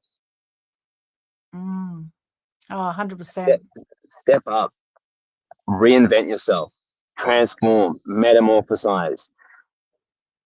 The unknown may be unfamiliar and scary, and I guarantee it's so much more fulfilling and liberating than the current self, because it gets better and better and better and better and better. And yeah, of course, things get hard again, but then we have to go through the hard stuff because a diamond is not made without pressure. Yes. Yes. Thanks, My dad Aldwyn. Oh, look, Cameron, amazing. My dad often says life wasn't meant to be easy. Now, I know that's a belief of his, right? Life wasn't meant to be easy. And here we are in our family. We work our butts off all the time, right? And it's been something that we've just always done, right? Although now my working my butt off doesn't feel like work because I love it. It just means that often I get less and less sleep until I crash because as I get so excited, I just want to keep doing what I'm doing, you know? So I notice this. And then Dad sometimes jokes and he says, whatever you do, just don't get old, right? Here he is at 87. He's the oldest living person in his whole family line. And he goes, whatever you do, just don't get old. But yet he's survived 4 heart attacks, prostate cancer, diabetes. He's had pulmonary edema. He's an absolute bloody trooper. Still drives a car at 87, extraordinary man. And, it's interesting today when when Mum actually chose to stand and to actually, move herself around and get in a wheelchair, he said, Aldwyn, a miracle happened today. He said, I'd lost all faith this morning that Mum was going to get up again, but a miracle happened today. And he said, I've seen many, many miracles in my life. And it's interesting, we call it miracles, right? And I interviewed my dad on one of my Media Queen TV episodes. You go back and watch it. I interviewed him and he talked about several of these miracles that he's had through his life, what he calls miracles, of how he, grew up in a family in Turkey where his mum couldn't read or write. He grew up in poverty, and how he made his way out of that, migrated to Australia in 1970, and that whole journey, extraordinary stories in our ancestry, in our history. And I think, as they say, everything happens for us, not to us. Everything happens for us, not to us. And I loved how I get to do this, not have to do it. Yeah, I get to do this. And I love how you mentioned in Thailand the non-attachment. One of my favorite quotes that I heard out of a landmark course I did, they said, be committed, not attached. Be committed to what you want, not attached to what that's going to look like. And I think if people just did that, I think they would have so much more freedom, or a sense of freedom about things, and, be committed, not attached. It's like we went in today with, I was determined, like I knew Mum could stand again. And I actually went in, I said, Mum, are we going to stand today? And then I moved a bed in a position where I thought, okay, we'll let the blood flow a bit down her body, and gave her lots of water and gave her banana and did all I could. However, at the end of the day, she chose to get up because she wanted to. If anyone tried to push her or because the physios several times tried, we had 2 physios, we had someone trying to lift her up, and she was just in fear. She was too scared of falling, because since the fall with the trauma, right? However, when she chose herself to stand. It's like we need to choose ourselves. If we're going to reinvent our lives, we have to choose for ourselves that we're going to do this. No one else can force you to do it. Yeah. Right? It's Totally. massive learning. And hopefully we've inspired you today. And Cameron's been awesome chatting with you. Is there anything else you want to share on this topic before I share how people can connect with me? I mean, we could talk all day about this. I just wanted to share. I asked Dr. DeMartini. I had the opportunity to sit and watch Dale and Dr. DeMartini have an interview, which unfortunately the actual recording failed in his studio. So I'm the only one who ever watched that. But I actually got to ask DeMartini, how do you help someone who doesn't want to be helped? Oh. And he just goes, you can't. Mm. You can't. So yeah, I invite you, whoever's listening, to start taking personal responsibility for the change in your life. And I thank you for listening to the last 2 hours. And Aldwyn, thank you so much for listening to me and asking me brilliant questions. I'm very grateful for the decade plus that we've known each other, and I look forward to the next decade. Oh, Cameron, you're amazing. And for those who want to find out more, and obviously we can keep chatting about this topic, Cameron has a whole course that goes deep diving into all of this info and much more. So do connect with him. Make sure you head over and check out his link over here. I'll put it up again. For those on the audio, on Spotify, etc., just go to go.henosis, HENOSIS.life, LIFE/reprogram -to-reinvent-opt-in. Okay, that's where you'll find the link. Sure. And we'll put it in the show notes, and maybe we'll get a bit.ly link for you next time. But for now, the thing is, don't let perfection get in the way of progress, right, my friends? Don't let perfection get in the way of progress. One more thing. Yes. When you do choose to make the change and you regress back to the old behavior, don't judge yourself. Just be like, hey, young Cameron, it's okay. What would you say to your child? It's okay. It's okay. I love you anyway. Just get back up and keep going and try it again and again and again. To change and reset these behaviors takes a very long time and a persistent effort. So yeah, don't judge yourself if you regress. Celebrate yourself every single time you get back up and try. Yeah, absolutely. Be kind to yourself, my friends. Be kind. And I know for a long time I wasn't kind to myself, but thank goodness, hallelujah, I've come out the other side and I now love my life, right? Absolutely love my life. And I'm so grateful. I'm so grateful for those dark moments, Cameron, because, they've made me even more appreciative now of what I have. And, I've had several near-death experiences through my life. And at 51, I feel like I'm just getting started. So watch this space. Watch this space. I love DeMartini. Watch DeMartini stuff. Binge watch him. He's amazing. Do his, the DeMartini method as well as awesome. The breakthrough experience. Breakthrough experience, phenomenal. So good. I did it about 15 years ago in Brisbane, actually, his breakthrough experience, and it was very, very, very cool. So for those who want to connect with me, just hop along to linktr.ee/Aldwyn, linktr.ee/Aldwyn, spelled ALDWYN. And in there, you'll find a whole lot of free media resources. We have the free Global Good News Challenge that happens every month. It's all about sharing gratitude and good news and helping to reduce depression and suicide rates. Now, I've personally had depression. I've had 4 friends who've taken their own lives by the age of 45, and I've had about 40 years in the media in one way or another, and I've seen the impact of negative news. So be the change you wish to see in the world, as Gandhi says. And if you're sick of all the negative news out there, if you want to see a more positive world around you, then I suggest begin by shifting your state and get into gratitude. So the Global Good News Challenge, you'll find the link there. All the details are in the top of the Global Good News Challenge Facebook page, which looks like this. this. Look for that logo, the little smiley sunflower there, and you'll see all the details there of the Global Good News Challenge, and also a whole lot of other great resources, YouTube channel, Spotify links, all the good stuff. It's all in there. Let's connect, stay connected on socials. Thank you so much for joining us here today. Thank you for everyone on the live stream. Let us know, what have you got out of this today? And if you are feeling stuck at all with anything, then I recommend watch the little comedy called Stop It, okay? Watch Stop It and watch it multiple times, and I'm sure by the end of it, you'll be able to sort your issues out, okay? And if that doesn't work, then come along and join us. Come along and join us in the next Hypnosis Freedom Collective course that I'm doing with Cameron. It's going to be amazing. Cannot wait, Cameron. Any final words before we wrap up? Thank you. Kop kun kap. Gracias, gracias, gracias. Teşekkür ederim. Teşekkür ederim. My Turkish is really bad. But anyway, that's like thank you in Turkish. I'll work on that. So teşekkürler. And thank you very much. And grazie and sayonara and all the good things. And sending you much love today. Thank you so much for tuning in. Be seen with the Media Queen and be seen with Cameron Quin. Come and join us on Freedom Collective soon. See you next time on Media Queen TV. Bye.